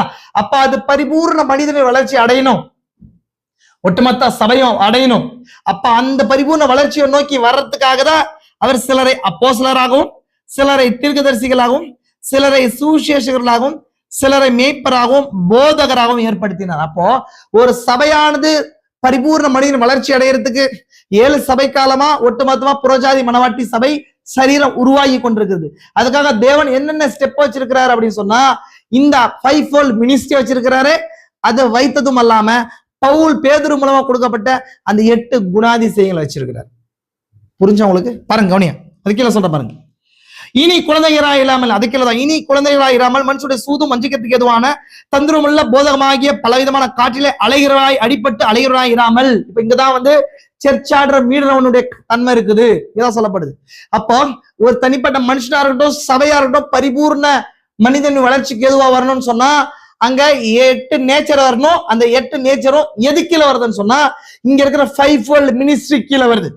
5-fold மினிஸ்ட்ரி கீழே ஒருத்தன் வரல அப்படின்னு சொன்னா, இந்த பரிபூர்ண மனிதன் வளர்ச்சி ஒரு மனுஷன் என்ன பண்ண முடியாது, எட்ட முடியாது, எட்ட முடியாது. அது என்ன ஸ்டெப்ல தேவன் வச்சிருக்காரு, அது கீழே சொல்ற, கிறிஸ்துவின் சரீரம் அதை வளர்ச்சி அடையும்படிக்கு இந்த ஸ்டெப்பை வச்சிருக்கிறாரு சொல்லி நான் சொல்லிட்டேன். அஸ்திபாரத்தை சொல்லிட்டேன். அங்க இது பவுலும் ஆல்பா ஏஜ் மெசஞ்சரும் இந்த காரியத்தை குறிச்சு பேசியிருக்காரு, பேதுரும் பேசியிருக்காரு. பேதுரு எங்க இந்த காரியத்தை குறிச்சு பேசுறாரு, கிறிஸ்துவ இங்க சொல்றாரு, கிறிஸ்துவின் சரீரத்தை என்ன சொல்றாரு பாருங்க. அடுத்த விஷயம் சொல்ற பாருங்க, அது கீழே 16. அவராலே சரீரம் முழுவதும் அதற்கு உதவியா இருக்கிற சகல கணுக்களாலும் இசைவாய் கூட்டி இணைக்கப்பட்டு ஒவ்வொரு அவயமும் அப்படின்னு சொன்னா, சபையை எப்படி சொல்றாருன்னா ஒரு மனுஷ சரீரத்துக்கு ஒப்பிடுறார். கரெக்டா கவனிக்கிறீங்களா? அது அவயம், கணுக்கள் அப்படின்னு சொன்னா கணுக்களும் மூளைகளும், அதாவது நரம்புகளும், அதே போல சதைகளும், அதே போல இங்க இருக்கிற அவயங்கள், இது எல்லாத்துக்கும் பொறுத்துறார் கிறிஸ்துவின் சரீரத்தை. காணக்கூடாத கிறிஸ்துவின் சரீரம் சேரும்போது ஒரு சபையா இங்க வர்ணிக்கப்படுது. அப்ப இது எல்லாத்தையும் ஒன்றிணைக்கிறதுக்கு, அதுக்குள்ள திவ்ய சுவாபம் கிறிஸ்துவின் சரீரத்துக்கு வர்றதுக்கு 5-fold மினிஸ்ட்ரி தேவைப்படுது. தேவைப்படுதா இல்லையா? அடுத்து பாருங்க. அடுத்தது இது அது அன்பினாலே தனக்கு பக்தி விருத்தி உண்டாக்குறதுக்கு ஏதுவான சரீர வளர்ச்சியை உண்டாக்குறது. நம்ம எதை பார்த்து கொண்டிருக்கிறோம்? பரிபூர்ண மனிதன் வளர்ச்சி. அப்ப பரிபூர்ண மனிதன் பரிபூர்ணமா வளரணும்னு சொன்னா பேசிக்கல் வளர்ச்சி வேணும் இல்லையா? அந்த வளர்ச்சிக்கு தான் இந்த 5-fold மினிஸ்ட்ரியும் இந்த 8 வெர்ச்சூஸ் 8 குணாதிசயங்களும் தேவைப்படுது. புரிஞ்சுங்களா உங்களுக்கு? இது வரைக்கும் புரிஞ்சுதா? அடுத்த ஸ்டெப் நான் போறேன். இது எப்படி தீர்க்கதரிசி செய்தியை கொடுத்தாருன்ற அந்த காரியத்தோட கூட நான் முடிச்சிடுறேன். ஈவினிங் அதை தொடரலாம். புரிஞ்சா உங்களுக்கு? கவனிங்க நல்லா பாருங்க. அடுத்தது நான் சொன்னேன், அடுத்த பாயிண்ட் சொன்னேன் நான். அடுத்த அந்த காரியம் ஆல்ரெடி சொன்ன பாயிண்ட் வாசிக்கிற பாருங்க. Mystery of the 7th seal. இப்பொழுது தேவன் ஒரு நோக்கத்தையும் மறைக்கப்பட்ட ரகசியத்தையும் உடையவராய் இருந்தார். நான் தான் சொன்னேன், உலகத்தோருக்கு முன்னாடி ஒரு நோக்கத்தையும் மறைக்கப்பட்ட ரகசியத்தையும் உடையவராய் இருந்தார். இந்த உலகம் தோன்றுவதற்கு முன்னே அவருடைய சிந்தையில் இருந்த மறைக்கப்பட்ட தேவ ரகசியத்தை குறித்தும் அது எப்படி வாழ்ந்து கொண்டிருக்கிறோம் இம்மநேரம் வரைக்கும் படிப்படியாய் வெளிப்பட்டு கொண்டிருக்கிறது வந்தது என்பதை குறித்துமே புரிகிறதா? அது கீழே தேவனுடைய மகத்தான ரகசியம் அது எப்படி ரகசியமா இருக்கிறது, அவர் அதை ஒரு ரகசியமா வைத்தார், அதை குறித்து யாருமே அறிந்திருக்கவில்லை. அது கீழே முக்கியமான பாயிண்ட் மட்டும் வாசிக்கிறேன் பாருங்க.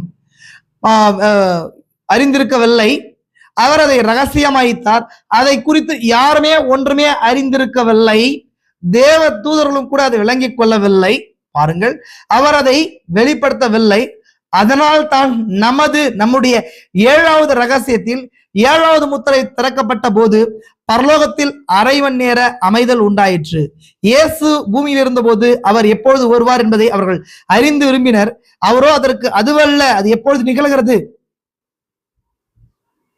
நிகழ்கிறது என்பதை குமாரன் கூடிய அறியார் என்றான். பாருங்க, அது கீழே அது ஒரு ரகசியமா இருக்கிறது. தீர்க்கதரிசி என்ன சொல்றாருன்னு சொன்னா, அவர் சிந்தனை பின்பதாக இருக்கிற அந்த ரகசியம் இருக்குது இல்லையா? நான் இப்ப ஆல்ரெடி சொன்னேன், அவருக்குள்ள ஒரு நோக்கம் இருந்துச்சு, ஒரு ரகசியம் இருந்துச்சு, அது 3-fold இருக்குதுன்னு சொன்னேன். எத்தனை ஃபோல்டா இருக்குது? 3 ஃபோல்டா இருக்குன்னு சொன்னேன். இந்த 3 ஃபோல்ட 7வது முத்திரையோட தீர்க்கதரிசி மெர்ஜ் பண்றார். எதோட மெர்ஜ் பண்றார்? இது வரைக்கும் இருக்கிற எல்லா ரகசியங்களையும் வெளிப்படாத ரகசியம் சொல்லி உலகம் சொல்றது எது? எந்த ரகசியம்? 7வது முத்திரை தான். தீர்க்கதரிசி செய்தி 7வது முத்திரை செய்தி கொடுக்கும்போது அது பொது ஜனங்களுக்கு நேரம் வருகிற வரைக்கும் திறக்கப்படாதுன்னு சொல்லிட்டு வந்தார். அப்ப தெரியாதுன்னு போது கிறிஸ்து தேவனுடைய பரம ரகசியத்தின் வெளிப்படுதல்ன்ற செய்தியில தீர்க்கதரிசி இந்த 7வது முத்திரையை குறிச்சு பேசுறார். 7ஆம் முத்திரை புத்தகத்தை 7ஆம் முத்திரை என்ன கிடைக்காது. அதுல தீர்க்கதரிசி கனவுகளும் மற்ற விஷயங்களும் சொல்லிட்டே போறாரு. இங்கதான் சொல்றாரு, நான் வாட்ச பாருங்க என்ன சொல்றாரு. 7வது முத்திரை இங்க பேசுறாரு. அதனாலதான் அரை மணி நேரம் அமைதலுக்கு பின்பதாக என்ன இருக்குது? 7வது முத்திரைக்கு பின்பதாக அரை மணி நேரம் அமைதல் இருக்கு. அந்த அரை மணி நேரம் அமைதலுக்கு பின்பதாக தான் தேவன் சிந்தையில வச்ச அந்த மகத்தான நோக்கம் இருந்துச்சு. அந்த நோக்கம் தான் 3-fold இருந்துச்சு. ஒண்ணு, தேவன் தனக்குள்ளகிறத கிறிஸ்துக்குள்ள விட்டு, கிறிஸ்து தனக்குள்ளகிறத சபையும் கிறிஸ்துவும் சேர்ந்து பூமியை present earth to old earth, பழைய உலகத்துக்கு மூல ஏதேனுடைய நிலைக்கு கொண்டு வர்றதா அந்த நோக்கமா இருந்துச்சு. அப்போ 7th seal இருக்கிற 3 fold இதுதான். கரெக்டா? புரிஞ்சுங்களா உங்களுக்கு? புரிஞ்சா? ரொம்ப இம்பார்ட்டன்டான விஷயத்த நான் பேசிட்டு இருக்கிறேன். அப்ப அப்படி இருக்கும்போது இதுதான் நான் தான் சொன்ன, திரும்ப அதே காரியம் தான். முதலாவது கிறிஸ்துவுக்குள் தேவன் தம்மை முழுமையாக வெளிப்படுத்துவது. இரண்டாவதாக தம்முடைய சரீரமாகிய மனவாட்டி தம்முடைய சபையில் முதன்மை ஸ்தானத்தை கொண்டிருப்பது, அது கீழே. மூன்றாவதாக முதலாவது ஆதாமினால் உண்டான பாவத்தினால் வீழ்ந்து போன ராஜ்யத்தை அதற்குரிய சரியான ஸ்தானத்தில் திரும்ப அளிக்க, அங்கே சாயங்காலத்தில் குளிர்ச்சியான வேளையில் தம்முடைய ஜனங்களுடன் நடந்து அவருடன் பேசி அவருடைய ஐக்கியம் கொண்டிருந்த நிலைக்கு திரும்பமாக கொண்டு வருதல். இந்த 3வது நோக்கம். கரெக்டுங்களா உங்களுக்கு? 7வது முதல்ல இருக்கிற 3 நோக்கங்கள் புரிஞ்சா? இப்ப கவனிங்க, இந்த நிலைக்கு வரணும்னு சொன்னா, சபை அந்த நிலைக்குள்ள வரணும்னா சபைக்கு என்ன வேணும்னு சொன்ன நானு? முதல் ஸ்தானம் என்னங்க? முதல் ரகசியம் என்ன? 7 முத்திரைகள் 3 foldல முதல் ரகசியம் என்ன? தேவன் தனக்குள்ளகிறத இங்கதான் வாசிக்கிறீங்களே, தேவன் தனக்குள்ளகிறத கிறிஸ்துவுக்குள்ள ஊற்றிக்கொள்வது. இது நடக்கணும். எதுக்கு நடக்கணும்ன்றது சொல்றேன். 7ஆம் முத்திரை என்பதாக இருக்கிற ரகசியமே தான். தேவன் உலக தோற்றத்தின்படி இந்த சிந்தையில ஒரு ரகசியத்தை நோக்கத்தை வச்சிருந்தார் இல்லையா? நீங்க வாட்சமல்ல, பாருங்க. தேவன் ஒரு நோக்கத்தையும் மறைக்கப்பட்ட ரகசியத்தையும் உடையவராய் இருந்தார். ரொம்ப சிம்பிளா நினைக்கிறீங்க, ரொம்ப டெப்தான விஷயம் இது. ரொம்ப கவனிங்க நல்லா. ஒரு ரகசியத்தை வைத்திருந்தார். அந்த ரகசியம் தான் 7வது முத்திரையின் ரகசியம். அது கீழே சொல்றாரு. அந்த ரகசியம் தான் 3 fold-ஆ இருக்குது. அந்த ரகசியத்தை தான் நான் ஒரு பரிபூர்ண மனிதனோட பரிபூர்ண மனிதன் வளர்ச்சியோட இணைக்க விருப்பப்பட்டு கொண்டிருக்கிறேன் நான். புரிஞ்சுங்களா உங்களுக்கு? அதோட கூட ஜாயின் பண்ணி கொண்டிருக்கிறேன். ரொம்ப டெப்தான விஷயம். அடுத்த ஸ்டெப்புக்கு நீங்க போகணுன்றதுக்கு விருப்பப்படுற செய்தி இது. புரிஞ்சுங்களா உங்களுக்கு? அப்போ அது என்னவா இருக்குது? முதல் ரகசியம் தான் தேவன் தனக்குள்ளகிறத கிறிஸ்துவுக்குள்ள ஊத்துனார். கிறிஸ்து தனக்குள்ள இருக்கிறத சபைக்குள்ள ஊற்றி சபையில முதன்மை சாமத்தை அடைகிறார். சபையும் கிறிஸ்துவும் சேர்ந்து ஆதாமினால் வீழ்ந்து போன பூமியை மீட்டு கொண்டு மூல நிலையில வந்து ஆதாம் ஏவாள் எப்படி தேவனோடு கூட பரிபூர்ண இசைவுல இருந்தாங்களோ அந்த இசைவுக்கு வர்றது. ஆமே. இப்போ இதுல ஒரு பரிபூர்ண மனிதன் வளர்ச்சி எங்க தேவைப்படுது அப்படின்னு சொன்னா 2வது ரகசியத்துல தேவைப்படுது. கரெக்டுங்களா? நான் புரிஞ்சா உங்களுக்கு? முதல் ரகசியம் என்ன? தேவன் கிறிஸ்துவுக்குள்ள ஊற்றினார். கிறிஸ்து தான் அந்த பரிபூர்ண புருஷன்.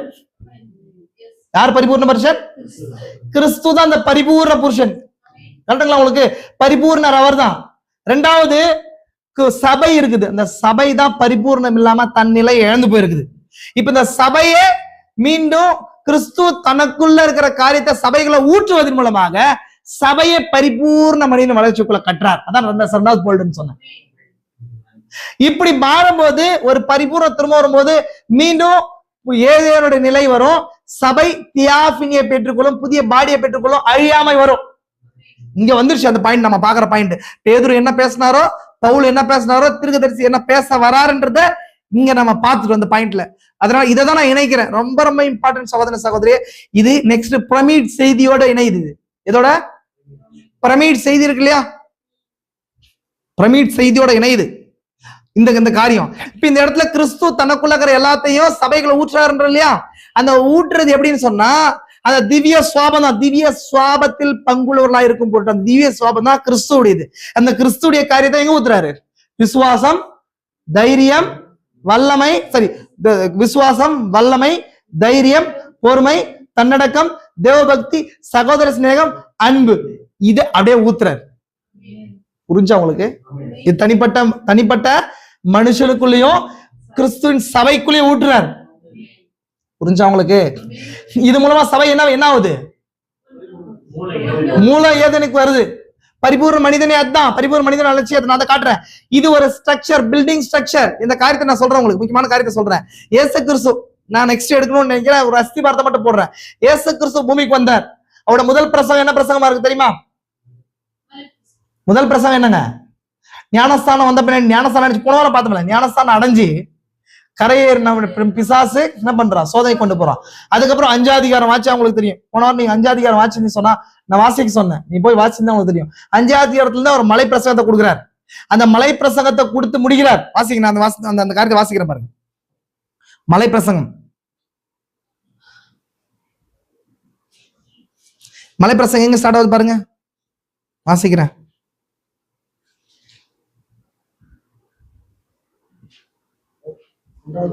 நான் வாசிக்கிறேன். அவர் திரளான ஜனங்களை கண்டு மலையின் மேல் ஏறினார். அவர் உட்கார்ந்த பொழுது அவருடைய சீஷரோடு வந்தார்கள். அப்பொழுது அவர் தம்முடைய வாயை திறந்து அவர்களுக்கு உபதேசித்து சொன்னதாவது. இதான் மலை பிரசங்கம் இல்லையா? இப்ப 8ஆம் அதிகாரம் பாருங்க, கடைசியா 7ஆவது அதிகாரம் லாஸ்ட். 7ஆம் அதிகாரத்து லாஸ்ட்ல 28ஆம் வசனம் பாருங்க. இயேசு இந்த வார்த்தைகளை சொல்லி முடித்த போது அவர் வேத பாரகரை போல் போதியாமல் அதிகாரம் உடையவராய் அவர்களுக்கு போதித்தபடியால் ஜனங்களுடைய போதகத்தை குறித்து ஆச்சரியப்பட்டார்கள். அப்படின்னா இந்த 5ஆம் அதிகாரத்துல மலை பிரசங்கம் ஸ்டார்ட் ஆகுது, 7ஆம் அதிகாரத்துல மலை பிரசங்கம் முடியுது. அப்போ இயேசு கிறிஸ்து ஒரு லாங் டீச்சிங்க கொடுக்குறாரு அவங்களுக்கு. இயேசு கிறிஸ்து பூமியில வந்து ஜனங்களுக்கு என்ன கொடுக்கணும்ன்றதை இங்க கொடுத்துட்டாருங்க. கவனிக்கிறீங்களா? இப்போ இந்த அதிகாரம் இந்த காரியத்தை கொடுத்துட்டாரு. இது கொடுத்த பின்பதாக இயேசு கிறிஸ்து மலை பிரசங்கத்தை பேசும்போது கடைசி என்ன பேசுறாரு பாருங்க, நான் வாசிக்கிறேன் பாருங்க.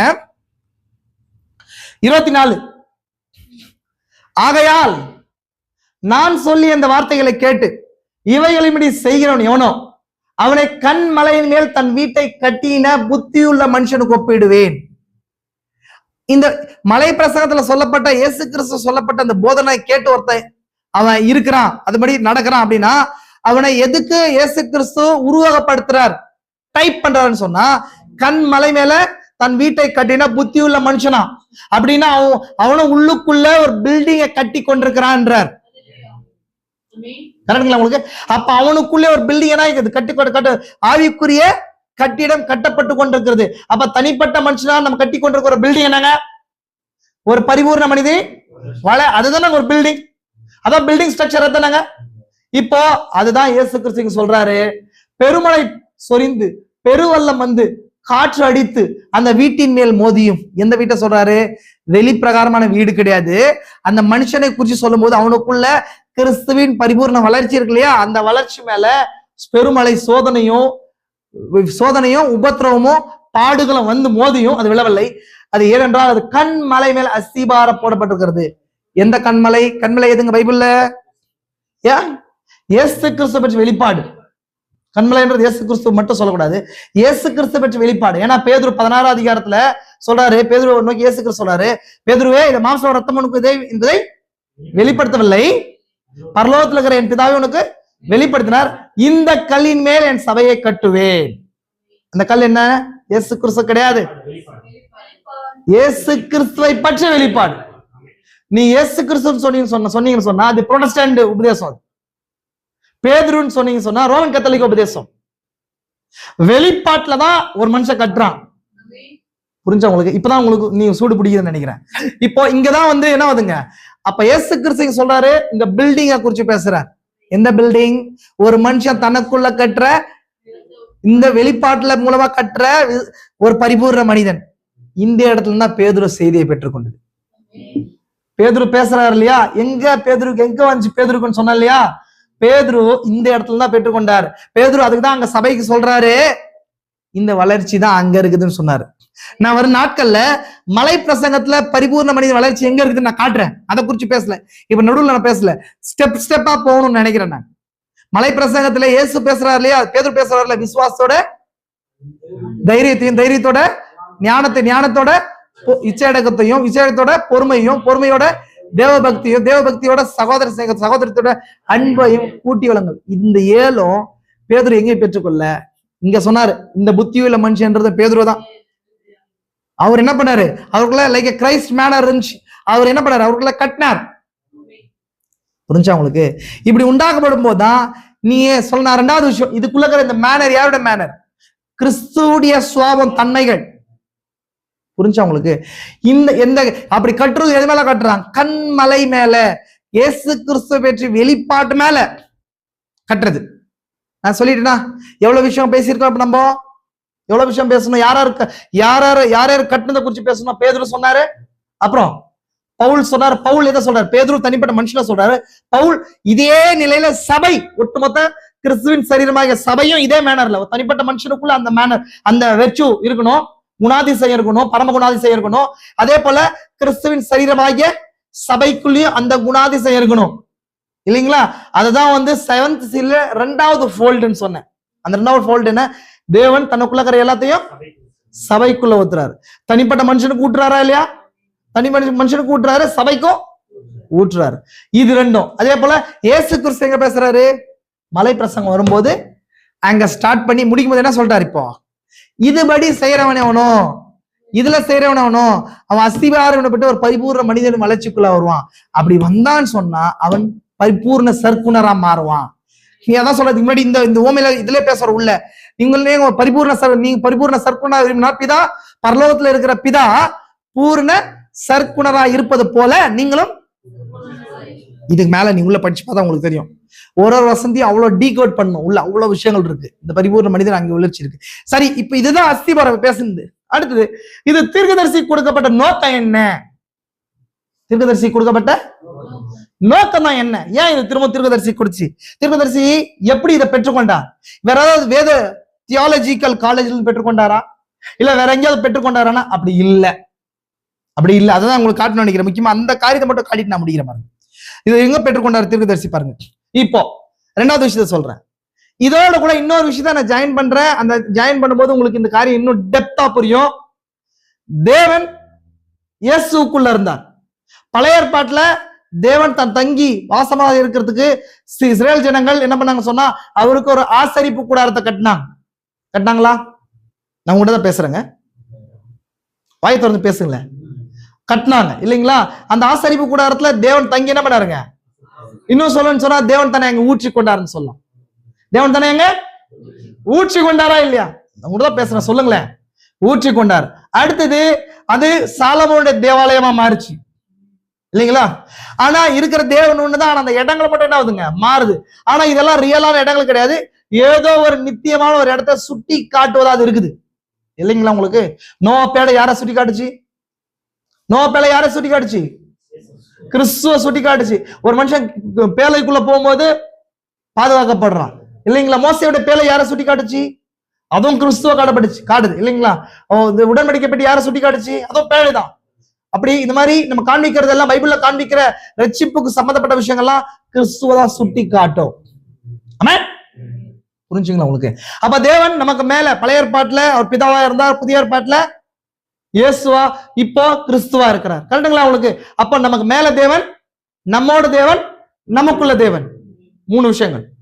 நமக்கு மேல தேவன் பழைய ஏற்பாட்டுல வனாந்தரத்துல, அப்புறம் நம்மோட தேவன்னா புதிய ஏற்பாட்டுல மாசமா இயேசு, நமக்குள் தேவன்றது இன்னைக்கு பரிசுத்தாவி, ஹோலி கோஸ்டா.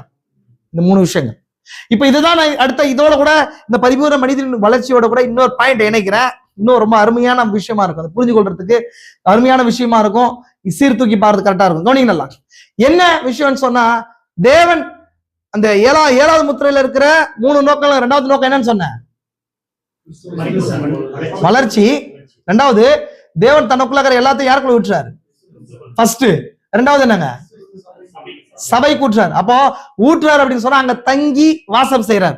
தங்கி வாசம் செய்யும் போது ஒரு பில்டிங் ஸ்ட்ரக்சர், ஒரு வீடாவது, அது வாசஸ்தலமா மாறுது. தேவனுடைய வாசஸ்தலம் கிறிஸ்துவா இருக்கிறார், கிறிஸ்துடைய வாசஸ்தலம் சபையா இருக்குது. நான் சொல்றது புரியுதா?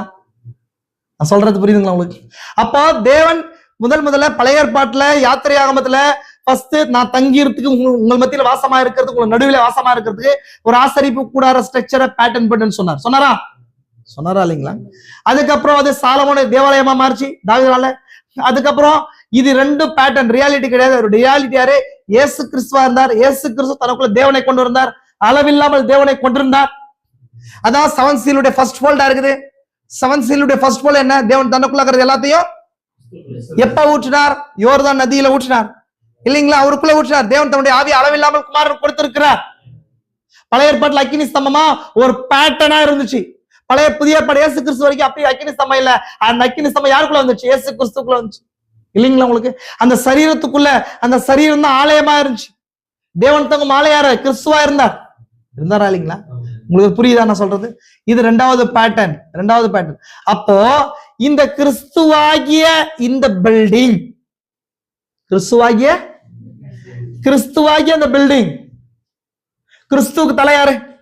எபேசியர் 5ஆம் அதிகாரத்துல வாசி. கிறிஸ்துவுக்கு யார் தலை? கிறிஸ்துவுக்கு யார் தலைங்க? ஒரு புருஷனுக்கும் கணவன், ஒரு மனைவிக்கும் புருஷன் தலை, புருஷனுக்கு கிறிஸ்து தலை, கிறிஸ்துவுக்கு. அப்போ கிறிஸ்துவும் ஒரு பரிபூர்ண மனிதன் வளர்ச்சியா இல்லையா? சொல்லுங்களேன். இதான் சொல்லிட்டு இருக்கிற வேதத்துல நீங்க படிச்ச வசனங்களை தான் எடுத்து காட்டுறேன். அப்போ பர்ஃபெக்ட் ஸ்ட்ரக்சர் ஃபர்ஸ்ட் யார்கிட்ட இருந்துச்சு? இயேசு கிறிஸ்து பூமியில வந்து ஸ்தாபிச்சார். அவருக்குள்ள அந்த பரிபூர்ண மனிதன் வளர்ச்சி அவருக்குள்ள இருந்துச்சு. புரிஞ்சுங்களா உங்களுக்கு? அப்போ அது மேல யாரும் வந்து உட்கார்ந்தது? தலைக்கல்லாகிய தேவன் வந்து உட்கார்ந்தார். அவருக்குள்ள பரிபூர்ண மனிதன் வளர்ச்சி கிறிஸ்துக்குள்ள இருந்துச்சு ஃபர்ஸ்ட். அப்ப கிறிஸ்து தான் தேவன் தங்குற ஆலயமா இருந்தார், அந்த பில்டிங்கா இருந்துச்சு. ரெண்டாவது ஃபோல்ட் என்னன்னு சொன்னா, கிறிஸ்துவுக்குள்ள என்ன இருந்துச்சோ அது சபைக்குள்ள வருது. கிறிஸ்துவுக்குள்ள என்ன இருந்துச்சோ சபைக்குள்ள வருது. அப்ப சபை இப்ப என்னவா மாறணும்? இல்ல, வாசஸ்தலமா மாறும். தங்கும் போது வாசஸ்தலம் ஆகுது. அது பரிபூர்ண மனிதன் வளர்ச்சினா அது வாசஸ்தலமா மாறுது. இப்ப பர்ஃபெக்டா வாசஸ்தலமா மாறுது. அதனாலதான் காலையில அந்த செய்தியை வாசிச்சேன். நீங்கள் எனக்காக எப்படிப்பட்ட வீட்டை கட்டுவீர்கள் செய்தி கொடுத்தார். எனக்காக எப்படிப்பட்ட வீட்டை கட்டுவீர்கள்? தேவன் வந்து தங்கி தாபரிக்கிறதுக்கு எப்படிப்பட்ட வீட்டை கட்டுவீர்கள்? பழைய ஏற்பாட்டுல வனாந்தரத்துல இருந்துச்சு, தேசத்துக்குள்ள வந்த பின்னாடி சாலமோனுடைய தேவாலயமா இருந்துச்சு. இது ரெண்டும் இயேசு கிறிஸ்து சுட்டிக்காட்டு. ரெண்டு யாரும் சுட்டி காட்டுச்சு? இயேசு கிறிஸ்துல மாம்சமாகிய திரைக்குள்ளதாக யார்? அந்த தேவன் இருந்தார். இன்னைக்கு சபையாகிய பில்டிங் ஸ்ட்ரக்சருக்குள்ள தேவன் இருக்கிறார். சபையாகிய பில்டிங் ஸ்ட்ரக்சர் இந்த பில்டிங் கிடையாது. நான் இப்ப பவுல் சொல்றாரு பாருங்க, மாளிகை முழுவதும் இசைவாய் இணைக்கப்பட்ட கணுக்களாலும் அவைங்களாலும் இணைக்கப்பட்ட அந்த சரீரமாகிய சபை, கட்டப்படுற சபை. அந்த சபை எப்படி கட்டப்படுதுன்னு சொன்னா, விசுவாசம், தைரியம், அதுக்கப்புறம் ஞானம், தன்னடக்கம், தேவ பொறுமை, தேவ பக்தி, சகோதர சிநேகம், இதனால சபை கட்டப்படுது. அதுக்கு தலை கிறிஸ்து. கிறிஸ்துதான் என்ன பண்றாரு? போடு ஊற்றி கொள்றார். அது முழுசா கட்டாம ஊற்றி கொள்ள முடியுமா? நான் சொல்றது உங்களுக்கு புரியுதா? அந்த பில்டிங் கன்ஸ்ட்ரக்ஷன் முடியாம அதுல ஒருத்தர் வந்து தங்குவாங்களா? ஒரு வீடு இருக்கு, பில்டிங்ஸ் கன்ஸ்ட்ரக்ஷன் முடியாம அந்த வீட்டுல யாரும் என்ன பண்ண மாட்டாங்க? தங்க மாட்டாங்க. அப்படின்னா வருகருடைய பிரசன்ஸ் வந்து அந்த வீட்டுல இருக்காது இல்லைங்களா உங்களுக்கு? அப்போ கிறிஸ்து பரிபூர்ணமா இருந்ததுனால யார் வந்து தங்கினார்? தேவனும் தங்கினார். அப்ப சபை பரிபூர்ணமா இருக்கிற நேரம் வரும்போது தான் யார் வந்து அந்த பில்டிங் கம்ப்ளீட் ஆகும்போது யார் வந்து தங்குறது? கிறிஸ்துவன் தங்குவார். அப்படின்னு சொன்னா அந்த பரிபூர்ண மனிதனின் வளர்ச்சியை தீர்க்கதரிசி கொடுத்தாருன்றத இங்கதான் ஓபன் பண்றேன். ஏன் முதலாம் சபை காலத்துல வரல, இரண்டாம் சபை காலத்துல வரல, மூன்றாம் சபை காலத்துல வரல, நான்குல வரல, 5ல வரல, 6ல வரல, 7வதுல வருதுன்னு சொன்னா, 7வதா பில்டிங் க்ளோஸ் ஆகும்போது வருகை காணப்படும். யார் வருகை? கிறிஸ்து தனக்குள்ள இருக்கிறத எதுக்குள்ள ஊற்றிக்கொள்ற வருகை? சபைக்குள்ள ஊற்றிக்கொள்ற அந்த வருகை காணப்பட்டு சபை முழுமடை அடையும். முதலாம் வருகையில ஆதாமுக்குள்ள ஆபிரகாம், ஈசாக், யானுக்குள்ளயும் கிரைஸ்ட் நேச்சர் கொஞ்சம் இருந்துச்சு. அது பில்டிங் முழுசா கட்டப்படல. அது பழைய ஏற்பாடு முழுசு ஒரு பில்டிங்கா நீங்க மைண்ட்ல வச்சுக்கோங்க. அது முழுமை எங்க முடியுது? இயேசு கிறிஸ்துவாகிய பில்டிங். அதுக்குள்ள தேவன் தன்னை ஊற்றிக்கொண்டார், முழுமையா ஊற்றிக்கொண்டார். ஆனா மோசஸ்குள்ளேயும் பார்க் லெவல் தான் இருந்துச்சு. அவங்க ஒரு பிரெக்ஸா இருந்தாங்க, அவங்க ஒரு பிரெக்ஸ். இதே போல புதிய பாட்டுல வரும்போது சபை வருது, 7 காலங்களை கிராஸ் பண்ணி வருது. இந்த இடத்துல வரல, அந்த ரகசியம் வெளிப்படல. ஏன்னா சபை இன்னும் என்னங்க முழுமடையாம கிறிஸ்துடைய பரிபூர்ண சுவாபம் உள்ள வராது. சபை எப்படிதான் கட்டப்படுது? பரிசுத்தாவினால கட்டப்படுது.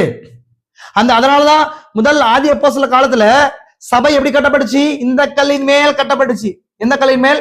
இயேசு கிறிஸ்துவை வச்சு வெளிப்பாடாகிய கல்லுனால பேதுருவால கட்டப்பட்டுச்சு. அதனால திரும்ப அதே கல்லை வச்சுதான் நம்ம கட்டுறோம்.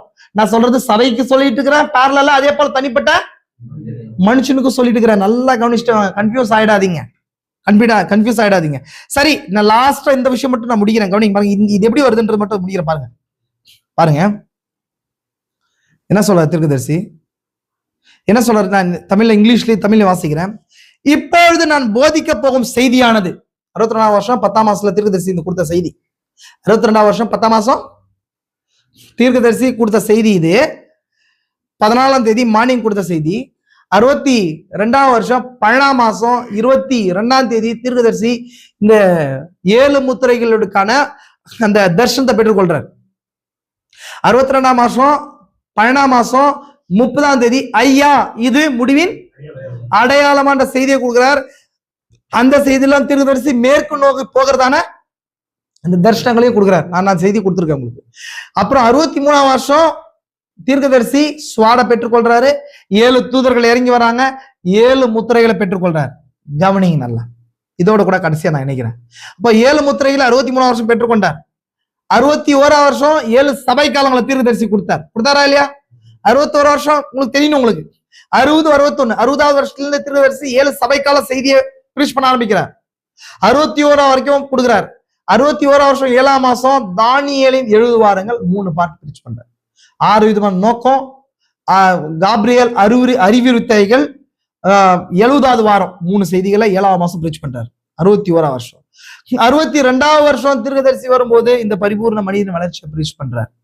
இதுக்கு முன்பதாக மணவாட்டி மனம் திரும்ப அளிக்கப்படுதல், கிரேட் பேட்டில் எவர் ஃபாட், ஒரு இதுவரை சண்டையிடப்படும் மிகப்பெரிய யுத்தம், இந்த மாதிரி முக்கியமா ஒரு 10-11 செய்தியை பிரீச் பண்றார். இதுக்கான பின்னணி என்னன்னு நான் சொல்றேன். 62ஆம் வருஷம் தீர்க்கதரிசிக்கு வந்து ஃபாரின் ட்ரிப்புக்கான அழைப்பு வருது. கவனிங்களா, இந்த செய்தி நான் உங்களுக்கு முன்னாடி சொல்லியிருக்கேன், இப்ப சொல்லிடுறேன். கவனிங்க, இம்பார்ட்டன்டா கவனிங்க. 62ஆம் வருஷம் தீர்க்கதரிசிக்கு ஃபாரின் ட்ரிப்புக்கான அழைப்பு வருது. 54ஆம் வருஷம் தீர்க்கதரிசி ஃபாரின் போனாரா இல்லையா? இந்தியாவுக்கு வந்தாரா இல்லைங்களா? ஆப்பிரிக்காவுக்கு போனாரா இல்லையா? இந்த மாதிரி வெவ்வேறு இடத்துக்கு போயிட்டு வர்றார். 61ஆம் வருஷம் திரும்பவும் ஆர்கன் பிரைட் அப்படின்ற நபரால வருது. அவர் தான் வந்து பிசினஸ் மைண்ட் ஃபெலோஷிப்ல தீர்க்கதரிசியை லீட் பண்ற நபரா இருந்தார். அவர் மூலமா சுவிட்சர்லாந்து போறதுக்கான அழைப்பு வருது. ஒரு நாள் பிளான், அது ஒரே ஒரு நாள் பிளான், ஒரு நாள் பிரீச்சிங்காக சுவிட்சர்லாந்து போறதுக்கான அழைப்பு வருது. கவனிங்களா, இப்படி அழைப்பு வந்த பின்னாடி தீர்க்கதரிசி அதை ரிஜெக்ட் பண்றாரு. ஷார்ட்டா சொல்றேன், நீங்க செய்தியில வாசிக்க போயிட்டு ஷார்ட்டா சொல்றேன். இப்போ இந்த அழைப்பு தீர்க்கதரிசி ரிஜெக்ட் பண்ண பின்னாடி தேவன் சொல்றாரு, ஒரு தர்ஷனத்தை சொல்றாரு.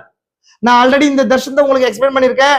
அவர் வந்து ஒரு வெண்மையான நிற படகுல இருக்கிற மாதிரி, அதுல 1 அடி நீளமுள்ள படகு, அதே போல 2 பேரு கிரீன் கலர் படகுல இருக்கிறாங்க. புரியுதுங்களா உங்களுக்கு?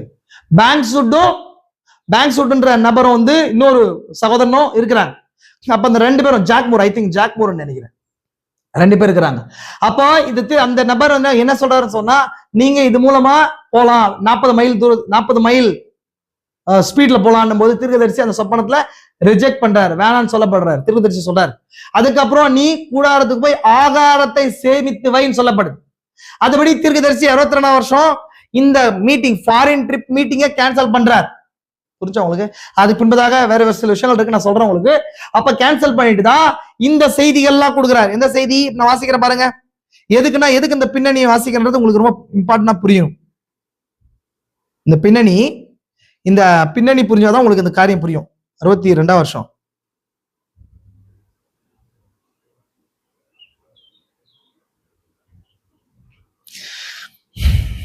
இங்க பாருங்க. 62ஆம் வருஷத்துல தீர்க்கதரிசி என்ன செய்தி கொடுக்குறாரு? 61 62 நடக்குது. இதுவரை சண்டையிடப்பட்டவைகள், சண்டையிடப்பட்ட மிகப்பெரிய யுத்தம், விசுவாசம், அதற்கு எதிரான அறிவு கூர்மையும். இந்த செய்தியில தான் நான் சொன்ன அந்த தர்ஷனம் வரும். 1 அடி நீளமுள்ள ஃபாரினுக்கு போற ட்ரிப்பை கேன்சல் பண்ணாரு இல்லையா? அது வரும். மணவாட்டி மனம் திரும்ப அளிக்கப்படுதல், சகலத்தையும் உடையவர்களா இருத்தல், உண்மையான தீர்க்கதரிசியின் பாதை, அழுத்தத்தை வெளியேற்றுதல், தேவனுக்கு சாத்தானுக்கு இடையில போராட்டம், இது என் ஊழியத்தின் தற்போதைய கட்டம். தீர்க்கதரிசி ஊழியம் வந்து கீழ் நோக்கி போகுது. அப்ப இந்த செய்தியை கொடுக்குறாரு தீர்க்கதரிசி ஊழியம் 62ஆம் வருஷம் வரும்போது கீழே இறங்குதுங்க. 54 55ல ஜாஸ்தியா போச்சு. 62ல கீழ் நோக்கி இறங்குது, டவுன் ஆகுது. காரணம், உபதேசத்தை பிரீச் பண்ண ஆரம்பிக்கும் போது. அதுக்கப்புறம் பாத்தீங்கன்னா வேற ஒரு ஜீவத்தோட விலையும் பாதிப்பு. இதுக்கப்புறம் தான் இங்க ஒரு பரிபூர்ண மனிதன் வளர்ச்சியா கொடுக்குறாரு. எனக்கு ஒரு 10-15 செய்தி. ஆகாரத்தை, ஸ்டோர்டு ஃபுட், அதை சேமிக்கப்பட்ட ஆகாரம், ரொம்ப இம்பார்ட்டன்டான செய்திகள் இதெல்லாமே பாருங்க. இது கீழே தீர்க்கதரிசி பாருங்க, ஒரு வழிகாட்டி, தூஷணமான நாமங்கள், நான் ஸ்தாபிக்கப்பட்ட மார்க்கத்துக்கு விரோதமா இல்லை. இதெல்லாம் ரொம்ப ரொம்ப ரொம்ப ரொம்ப இம்பார்ட்டன்டான செய்திகள் பாருங்க. இது முடிச்சுட்டு இது 2 மாசம் கழிச்சு ஐயா முடிவின் அடையாளம் செய்தி கொடுத்துருக்காரு. நான் இந்த பின்னணியை மட்டும் சொல்லிட்டு இருக்கிறேன். இப்போ நான் ஏற்கனவே சொன்ன ஒரு பரிபூர்ண மனித வளர்ச்சி ஏன் வேணும், வேதத்துல எங்க இருக்குதுன்றத காட்டியாச்சு. தீர்க்கதரிசிக்கு ஏன் இந்த காலத்துல கொடுக்கப்பட்டுச்சுன்னு நான் சொன்னேன் உங்களுக்கு. ஏன் தேவன் வந்து இங்க வாசம் செய்யறதுக்கு, சோப வாசம் செய்யறதுக்கு இன்னும் சபையானதுன்னா என்ன ஆகணும்? பரிபூர்ணமா உருவாகணும். பழைய ஏற்பாட்டுல முழுசும் கிறிஸ்து உருவானாரு. அப்புறம் இயேசு கிறிஸ்து வரும்போது அவர் பரிபூர்ண மனிதனா இருந்தாரு. அது மேல யாரும் வந்தது? தேவன் இருந்தாரு. அப்போ கிறிஸ்துவை ஏதேனுடைய நிலை இருக்கிற பிந்தின ஆதாமா மாத்துச்சு. இங்க இருக்கிற சபை பிந்தின ஏவாளா இருக்கிறா இல்லையா? ஏவாளா இருந்த மூல நிலைக்கு சபை பரிபூர்ண மனிதன் வளர்ச்சிக்குள்ள பில்டிங்கா கட்டப்படணும். அதுக்கப்புறம் கிறிஸ்து அதுக்கு மேல வருவார். பாருங்க, இதுக்குள்ள முடிவின் அடையாளமான வந்துச்சா? இப்போ இந்த மாதிரி தீர்க்கதரிசி கவனிங்கன்னா இப்படி கொடுக்குறாரு. கடைசியா பாருங்க என்ன சொல்றாரு தீர்க்கதரிசி, என்ன சொல்றாரு? நான் இப்பொழுது போதிக்கும் செய்தியானது முத்திரைகளின் முடிவில் உள்ள நித்தியத்தை சுதந்திரிக்கத்தக்கதாக கர்த்தராகிய இயேசு கிறிஸ்துவின் ரத்தத்தால் மீட்கப்பட போகிற மனிதனை இணைக்கிறதா இருக்கிறது. இந்த பாயிண்ட் நம்ம வாசிக்க மாட்டோம் செய்தியில. இந்த செய்தி எப்ப கொடுத்தாரு? 62ஆம் வருஷம் 10ஆம் மாசம் 14ஆம் தேதி மார்னிங் கொடுத்தது. முத்திரைகள் எப்ப கொடுத்தாரு? 63ஆம் வருஷம் மார்ச் மாசம் 17ஆம் தேதியில 24ஆம் தேதி வரைக்கும் கொடுத்தாரு. இந்த முத்திரைகளை தான் நான் பெருசா யோசிக்கிறோம். முத்திரை என்றோம். எதுக்கு எடுத்தாலும் முத்திரை புத்தகம்ன்றோம். புரிஞ்சா உங்களுக்கு? இதுக்கு எல்லாமே ஒன்னொன்னு இன்டர் கனெக்ட்ல இருக்கு. செய்தி எல்லாமே என்ன சொல்றாரு? நான் இப்போது போதிக்கும் செய்தி முத்திரையில் முடிவில் உள்ள நித்தியத்தை. முத்திரைகள் முடிவில் உள்ள நித்தியம் எதுன்னு சொன்னா 7வது முத்திரையா இருக்கு. 7வது முத்திரை தான். 7ஆம் முத்திரை தான் நித்தியம். நான் சொல்ற புரியுதா உங்களுக்கு? 7ஆம் முத்திரை தான் நித்தியம். 7ஆம் முத்திரை வெளிப்படுத்தல் 10ஆம் அதிகாரத்துல இருக்குது இல்லையா? வெளிப்படுத்தல் 10:7 சொல்லுது. இனி அப்படின்னா இனி காலம் செல்லாதுன்னா என்ன அர்த்தம்? இனி காலம் ஒன்று இல்லாம போது நித்தியத்துக்குள்ள போறன்றது. அதான் இங்க சொல்றாரு தீர்க்கதரிசி சொல்றாரு. முத்திரையில் முடிவில் உள்ள நித்தியத்தை சுதந்திரிக்கத்தக்கதாக. நித்தியம் வருது, அதை சுதந்திரிக்கிறதுக்கு. 7 முத்திரையில் முடியல நித்தியம் வருது, அதை சுதந்திரிக்கிறதுக்கு ஒரு பரிபூர்ண மனிதன் வளரணும் இல்லையா? அந்த வளர்ச்சி கூட வந்து சீல்ஸ்குள்ள இணைக்குதுன்றார். புரிஞ்சவங்களுக்கு? பாருங்க, ரத்தத்தால் மீட்கப்படுகிற மனிதனை இணைக்கிறதா இருக்கிறது. இதோட கூட நித்தியத்தோட இணைக்கிறதுக்கு சீல்ஸ் இருக்குல்ல, 7 முத்திரை வெளிப்பாடு இருக்கு இல்லையா? அந்த வெளிப்பாடு தான் சொன்னா தேவனோட சிந்தனை வெளிப்படுத்தி காட்டுச்சு. 7ஆம் முத்திரை நித்தியமா இருக்குது. அந்த நித்தியத்தோட இணைக்கிறதுக்கு அதுக்கு முன்னாடி ஒரு மனுஷன் ரெடி ஆகணும் இல்லையா? ரெடி ஆகிறதுக்கு திவ்யா அந்த 7வது முத்திரையாகிய நித்தியம் தான் ஏதேனுடைய நிலை கொண்டு போய் ஏதேனில தான் நித்தியத்துக்கு போறோம். நம்ம தொடங்குறது எங்க தொடங்குறோம்? ஆதி பெந்தெகோஸ்தேல தொடங்கி ஏதேனுக்கு போய் ஏதேன்ல நித்தியத்துக்குள்ள போறோம். இதான் நம்ம கனெக்டா, இது கரெக்டான பேட்டர்ன். பாருங்க, 7 எக்காலங்கள், 7 வாதைகள், 7 கலசங்கள் போன்றவைகளும். நான் இங்கிலீஷ்ல வாசிக்கிறேன் பாருங்க. இதுல பாருங்க, அதே பாயிண்ட் தான் முக்கியமான விஷயம். And this is a message on the teaching that ties the man in that going to be redeemed by the blood of Lord Jesus and is going to be in that church age, the eternal church age at the end of the 7 seals. Now we know that we have 7 trumpets, 7 plagues, vials and so forth. இது எல்லாத்தையும் இணைக்கிறதுக்கு நான் சொன்னாலும் already உங்களுக்கு ஒரு விஷயம் சொன்னேன். Already 7ஆம் மாச தீர்க்கதரிசி தானியேல் எழுதுவாரம் கொடுக்கும்போது தானியேல் எழுதுவாரம் தான் முத்திரைகளையும் எக்காலங்களையும் கலசங்களும் இணைக்குதுன்னு சொன்னாரா இல்லையா? ஆனா தீர்க்கதரிசி ஒரு விஷயம் சொல்றாரு. ஒரு மனுஷன் இருக்கா இல்லையா? அந்த மனுஷனை இந்த எல்லா பாட்டோட இணைக்கிறது இந்த செய்தி தான்ன்றாரு. கரெக்டுங்களா உங்களுக்கு? புரிதுங்களா உங்களுக்கு? அப்போ இங்க அதுதான் சொல்றாரு, நித்தியத்தை சொல்றாரு. சொல்லிட்டு பாருங்க, but we are waiting for more room to the people can be seated. அப்படின்னா நமக்கான இடம் இல்லை அப்படின்றது கீழே. அப்ப அப்படி இருக்கும்போது கீழே பாருங்க, 7 முத்திரைகளை பற்றி பார்க்க போகும்போது இந்த செய்தியில ஒரு பரிபூர்ண மனிதனின் வளர்ச்சி, the stature of the perfect man, இந்த செய்தியில சொல்றாரு. ஒவ்வொரு முத்திரையும் அவிழ்க்கப்படும் போது அம்முத்திரை என்னவென்று நாம் தெரிந்து கொள்கிறோம். அது ஒரு ஊழியத்தை அவிழ்த்து விடுகிறதா இருக்கிறது. இங்கு வைக்கப்பட்டிருக்கும் வரைபடத்தில் அதை காண்கிறோம். தீர்க்கதரிசி முத்திரையோடு கூட ஒரு பரிபூர்ண மனிதனின் வளர்ச்சி என்ன பண்றாரு? இணைக்கிறார். ஒரு முத்திரையும் இங்க இருக்கிற ஒரு ஊழியத்தை கட்டவிழ்க்குதுன்றார், வெளியே திறக்குதுன்றார். அப்படி ஒரு சபை காலமும் ஒரு பரிபூர்ண மனிதனின் வளர்ச்சியில இருக்கிற ஒரு ஊழியத்தை கட்டவிழ்க்குது. சொல்ல புரியுதா உங்களுக்கு? ஒரு முத்திரையும் இதுல இருக்கிற 7 குணாதிசயத்துல இருக்கிற ஒரு ஊழியத்தை கட்டவிழ்க்குது. இம்பார்ட்டன்ட் விஷயம், கவனிங்க நல்லா பாருங்க. வரைபடத்தில் காண்கிறோம். எதை காணுகிற? வரைபடத்துல என்ன இருக்குது? ஒரு ஊழியத்தை ஒரு முத்திரையும் கட்டவிழ்க்குதான். ஒரு முத்திரையும் ஒரு ஊழியத்தை கட்டவிழ்க்குது. இப்போ ஒரு ஊழியத்துனா இதுங்க, இங்க பாருங்க, ஒரு ஊழியம் ஃபெய்த். எபேஸ் இருக்கா? எபேஸுக்கு சபை காலத்துல, சிமிர்னாக்கு வல்லமை, பெர்கமுக்கு ஞானம், தியாத்ராக்கு இச்சையடக்கம், அதுக்கப்புறம் சர்தைக்கு பொறுமை, பிலதெல்பியாக்கு தேவபக்தி, லவோதியாவுக்கு சகோதர சிநேகம், மனவாட்டி யுகம். நம்ம இங்க இருக்கிறோம். இதுக்கு தெய்வீக அன்பு தலைகள். அப்போ இது தனிப்பட்ட மனிதனின் வளர்ச்சி மட்டும் கிடையாது, இந்த சபை காலத்துக்கும் ஒரு ஊழியத்தை இது கொண்டு வருது. அதனாலதான் தீர்க்கதரிசி இந்த பரிபூர்ண மனிதன் வளர்ச்சியை ஃபர்ஸ்ட் கொடுத்தாரு. இத ஏழு சபை காலங்கள் செய்தியில கொடுக்கல. இல்ல, ஏழு சபை கால செய்திகளை எத்தனை பேர் வச்சிருக்கீங்க? 7 சபை கால செய்தியில இது இருக்கா? இருக்காது. ஒரு இயேசு கிறிஸ்துவின் வெளிப்படுத்தல் பாகம் 1 பாகம் 2 இருக்காது, 61 கொடுத்தது. ஆனா தீர்க்கதரிசி அதுக்கப்புறம் தான் என்ன பண்றாருன்னு சொன்னா, இப்படி செய்தியை கொடுத்து அதோட கூட ஜாயின் பண்றாரு. இது கொடுத்த பின்னாடி இதுல சீல்ஸ் ஜாயின் பண்றாரு. எப்படி ஜாயின் பண்றாரு? சீல்ஸ் காட்டுற மாதிரி இதுல இங்க இருக்கிற 3 சபை காலத்துக்கும் இந்த லைனேஜ் கிரியை செய்யுது. புரியுதுங்களா உங்களுக்கு? அதுக்கப்புறம் பேஷன்ஸ்க்கு இங்க இருக்கிற சர்தை சபையின் காலம் கிரியை செய்யுது. அதுக்கப்புறம் காட்லினஸ் இந்த சபை காலத்துக்கு மனித யுகத்தின் காலம் கிரியை செய்யுது. இந்த ஈகல் கேஜுக்கு லவதேக்கியாவும் தலைக்கல்லும் கிரியை செய்யுது. இதுல முத்திரைகள் கரெக்ட் ஆயிடுச்சு. கரெக்ட் ஆச்சா இல்லைங்களாங்க? இது தீர்க்கதரிசி இங்க சொல்லியிருக்காரு. இது முன்னாடி என்ன சொல்றாரு? இப்போ என்ன சொல்றாரு? இதுதான் அங்க முக்கியமான விஷயம். இப்ப இதெல்லாம் அறிஞ்சுக்கிறதுல என்ன பிரதர் நடக்குது? முக்கியமான பாயிண்ட் பண்ண சொல்ல பாருங்க. நீங்கள் கிறிஸ்துவை பற்றி அறியும் போது அவை குறித்த ஏதோ ஒன்று அவரை நேசிக்க செய்து நீங்கள் அவருக்குள்ளாகவே சென்று விட முயற்சி செய்து விடும். அதனால நான் சொல்றேன், நீங்க உட்காந்து ஜெபம் பண்றதுனாலயோ இல்ல உபாசம் போறதுனாலயோ தேவன் வழியில நடக்க செய்யாது. தேவனை குறிச்சு அதிகமா ஒரு மனுஷன் குறிச்சு தெரிஞ்சுக்கும் போது அவரை கூட நெருங்க உதவும். நம்ம நெருங்கணுமா விலகணுமான்னு தெரியும். இல்ல ஒரு மனுஷனை குறிச்சு அறிய நம்ம என்ன பண்ணுவோம்? அந்த மனுஷனை விட்டு விலகுவோம். ஏன்? மனுஷன் பாவி, மனுஷன் பாவமான மனுஷன். ஆனா தேவனை பத்தி அறியும் போது தேவன் பாவம் இல்லாதவர். அவரை குறிச்சு அதிகமா அறியும் போது நம்ம அவர்கிட்ட, அப்போ தேவனோட நெருங்கிறதுக்கான வழி என்னங்க? அவரை போய், அதனாலதான் வெளிப்பாட பேசுறோம். வெளிப்பாட விரும்புறவங்க தேவனோட நெருங்க முடியும். பாருங்க, அதுக்குள்ள பாருங்க முக்கியமான அந்த பாயிண்ட் மட்டும் நான் சொல்லி முடிக்கிறேன். தேவன் தீர்க்கதரிசி எப்படி சந்திச்சார், இந்த செய்தி எப்படி கொடுத்தாருன்றதை மட்டும் சொல்லிடுற பாருங்க. இது ரொம்ப லாங்கான விஷயம். முக்கியமான பாயிண்ட் மட்டும் நான் ஈவினிங் இது கண்டிப்பா பண்றேன். முக்கியமான விஷயத்தை மட்டும் நான் சொல்லி முடிக்கிறேன் பாருங்க.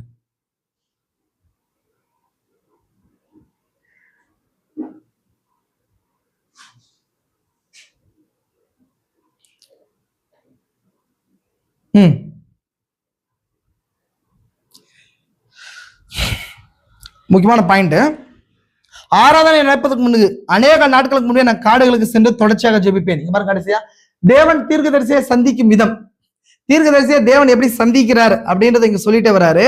இதை சொல்லிட்டு இந்த ஒரு பரிபூர்ண மனிதன் வளர்ச்சி இருக்கு இல்லையா, அப்படியே அது எப்படி தீர்க்கதரிசி கிடைச்சது அப்படின்ற அந்த பாயிண்டையும் தொடர்ந்து பேசுறாரு. பாருங்க, ஜெபிப்பேன் என் மனைவிடம். இது கீழே முக்கியமான விஷயத்த மட்டும் சொல்ற பாருங்க. கர்த்தாவே, நான் இன்று என்ன செய்யட்டும்? உம்முடைய பிள்ளைகளுக்கு அழிக்கத்தக்கதாக என்ன எதை எனக்கு கொடுக்க சித்தமாக இருக்கிற என்று கேட்பேன். பின்பு ஏதோ ஒன்று தோன்றி அது உள்ளத்தை எரிய செய்து அது அவருடைய பிரசனம் என்னிடத்தில் நெருங்குகையில் தூரத்தில் சப்தமாக எனக்கு பின்னாக கண்ட முறையில் கேட்க ஆரம்பிக்கும். 2 4 அப்படின்னா தேவன கர்த்தருடைய பிரசன்னம் என்னை தாக்கும். 2 எவ்வளோ? 4 நாள் எவ்வளோ? 2 எவ்வளோ? இது 2 3 வருமா? 4 நாள் 7 வருமா? 2 எவ்வளவுதான் வரும்? இது ஏன் தீர்க்கதரிசி சொல்றாருன்னு சொன்னா, இது எப்படி ஒரு ஸ்டாண்ட் அலோனா கரெக்டா இருக்கும், அந்த மாதிரி தேவன் பேசுறது தெளிவா இருந்துச்சுன்னு சொல்றாரு. பாயிண்ட் புரிஞ்சா உங்களுக்கு? தூரத்தில் ஒரு சப்தமானது எனக்கு பின் கண்ட முறையில் கேட்க ஆரம்பிக்கும். 2 4 நெருக்கமாக 2 4 இந்த வார்த்தையை திரும்ப சொல்லும் போது அந்த வேகத்தை அதிகரிக்கிறார், ஃபாஸ்டா சொல்றாரு. அப்ப வெளிப்பாடு தீர்க்கதரிசிக்கு எப்படி கிடைச்சதுன்றத சொல்றாரு. பாருங்க, தீர்க்கதரிசி இங்கதான் இந்த முக்கியமான பாயிண்ட் அறியணும் விருப்பப்படுறேன். நீங்க எங்க இருக்கிறவங்க முற்றிலும் அவரை சார்ந்து அவருடைய அதுதான் தொடர்ந்து அதிகரித்து கொண்டே இருக்கும். அது அவருடைய பிரசனத்தின் வருகையாகும். இங்க இருக்கு, அவருடைய பிரசனத்தின் வருகையாகும். 55 அவருடைய பிரசன்னமானது ஒன்று என்ற விதமாக முன்பு கூறிய வண்ணம் என்னை கொண்டது மெதுவாக வர ஆரம்பித்து பின்பது வேகமாக வரும். நீ அங்கே அமர்ந்திருந்து உன் கைகளை மேலே உயர்த்திய வண்ணம் எந்த வார்த்தையும் பேசாமல் இரு. அதாவது தீர்க்கதரிசிக்கு சொல்ல நமக்கு சொல்றார், உன்னை தனிமைப்படுத்திக்கோ, போய் தேவன்கிட்ட கேக்கு பொறுமையா காத்துட்டே இருக்கும்போது 1 1 2 4 மாதிரி பொறுமையா வெயிட் பண்ணிட்டே இருக்கும்போது அவரோட பிரசன்னம் வரும். பொறுமையாரு உன்னை செப்பரேட் பண்ணிக்கோன்னு சொல்றாரு. தேவனை சந்திக்கிற விதத்தை தீர்க்கதரிசி சொல்றாருங்க. நீ அங்கே அமர்ந்திருந்து உன் கைகளை மேலே உயர்த்திய வண்ணம் எதையும் பேசாமல் இரு. முதலாவது சம்பவிக்கும் காரியம் என்னவென்றால் உன்னுடைய முழு சரீர மாம்சம் தேவனுடைய பிரசன்னத்தில் மறைக்கப்பட்டு போகும். அப்பொழுதுதான் நீ எதை காண வேண்டும் என்று, என்ன சம்பவிக்க போகிறது என்று தேவன் உனக்கு காண்பிப்பார். தேவனை சந்திச்ச விதம் இது. சில சமயங்கள் அது ஒரு நிலை வரை வந்து பின்பு நின்று போகும். மேற்கொண்டு தர்சனங்கள் காட்டப்படவில்லை. ஆனால் தேவ வசனங்கள் வந்து குவியலாக கொடுக்கப்படும். சும்மா தேவன் வந்து டினாமினேஷன் மெத்தட்ல பேசல. அப்படியே ஒரு சுல்லுன்னு காத்து வந்த மாதிரி, இல்ல வந்து ஏதோ தர்ஷனம் வந்த மாதிரி, கனவு வந்த மாதிரி, அப்படி கிடையாது. வசனத்துல தேவன் பேசுறதா சொல்றாரு. வசனங்கள் குவியலாக கொடுக்கப்படும். நீங்க கரெக்டான வழியில ஜெபம் பண்ணும்போது வேத வார்த்தைகள் வழியில தேவன் பேசுவார். வார்த்தையில திருத்த செய்தியிலயோ வார்த்தையில பேசி அது மூலமா அபிஷேகம் உங்களுக்குள்ள நிரப்பப்படுன்றார் பாருங்க. அப்ப அப்படி பார்க்கும்போது நான் ஆராயும் போது அவைகளை சரியான பொருளை எனக்கு தருவதா இருக்காது. நான் அப்படியே குவியலா தேவன் எடுத்து போட்டுருவாரு, எடுப்பேன்றார். நான் அவர் விளக்கும் காரியங்களை ஒரு புத்தகத்தில் எழுதி கொள்வேன். பின்பு கர்த்தாவே இதை சபைக்கு கொண்டு சென்று உங்களுக்கு சொல்லத்தக்க ஒரு செய்தி எனக்கு உண்டு என்று கூறிய வண்ணமாக மனதிலே வைத்துக் கொள்வேன். தேவனுடைய பிரசனம் நிச்சயமாக எனக்கு அவ்விதம் சமைக்கிறது. அதில் முற்றிலும் உண்மை. அவர் எனக்கு முதலில் அதை தராமல் நான் வெளியே கொண்டு வர முடியாது. மத்தது மாதிரி கிடையாது. இந்த பரிபூர்ண மனிதன் வளர்ச்சி எப்படி, நான் ஏற்கனவே நிறைய பேர் நினைச்சுக்கிறீங்க 7 முத்திரையில் மட்டும் தான் ஸ்பெஷலா கொடுக்கப்படுச்சுன்னு சொல்லி. அப்படி கிடையாது. தீர்க்கதரிசி ஒரு செய்தி, இந்த மாதிரி முக்கியமான செய்திகள் எல்லாம் தேவனத்தை பெற்றுக்கொண்டார். அதெல்லாம் இம்பார்ட்டன்டா கவனிக்க வேண்டியதா இருக்குது. ஆகவே நான் இங்கு வைத்திருக்கிற வரைபடத்தின் மேல் நான் பேச விரும்புகிறேன். இந்த செய்தியை நான் இங்கு பெற்றுக்கொள்ளவில்லை. 2 நாட்களுக்கு முன்பு காடுகளில் இதை தேவனிடத்தில் பெற்றேன். நான் இதை முடிக்க போறேன். முடிச்சுட்டேன். நான் நெக்ஸ்ட் நான் தொடர்றதுக்கு இந்த செய்தி எப்படி தீர்க்கதரிசி கிடைச்சிச்சு? தீர்க்கதரிசி தனிப்பட்ட செப்பரேட் பண்ணப்பட்ட அனுபவம். அதனாலதான் 3 விஷயத்த நான் சொன்னேன் உங்களுக்கு காலையில. தேவன் எப்படிப்பட்ட வீட்டை கட்டுவீர்கள் செய்தி நான் சொன்னேன். நான் அதுல தேவன் தீர்க்கதரிசி யார ஃபர்ஸ்ட் எக்ஸாம்பிளா சொல்றாரு? மோசே எக்ஸாம்பிள் சொல்ற. மோசே வனாந்தரத்துக்கு வழி நடத்தி அங்க ரகசியத்தை கொடுக்குறார். அப்படின்னா இருக்கும்போது அப்ப அங்க ஒரு வாசஸ்தலம் கட்டப்படுது. புதிய ஏற்பாட்டுல பவுல் வரும்போது அவர் அரபி தேசத்துக்கு அனுப்பி அங்க வெளிப்பாடுகளை கொடுக்குறாரு. அங்க சபை கட்டப்படுது. இந்த காலத்துல தீர்க்கதரிசி இந்த காடுகளுக்கு அனுப்பும் போது இங்க தனிப்பட்ட மனுஷனின் வளர்ச்சி கட்டப்படுது.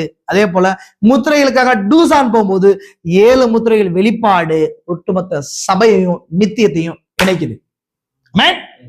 இதோட கூட நான் நிறுத்திக்கிறேன். நெக்ஸ்ட் இது எப்படி ஸ்டெப் உள்ள வருதுன்றத காட்டுறேன் உங்களுக்கு. இந்த விஷயத்த ரொம்ப தியாகமா தியானிங்க. நெக்ஸ்ட் அதுக்கப்புறம் விசுவாசம், தைரியம், தன்னடக்கம் இதெல்லாம் எப்படி வருது, எப்படி ஸ்டெப்பா வருதுன்னு சொல்லி பாக்குறேன்.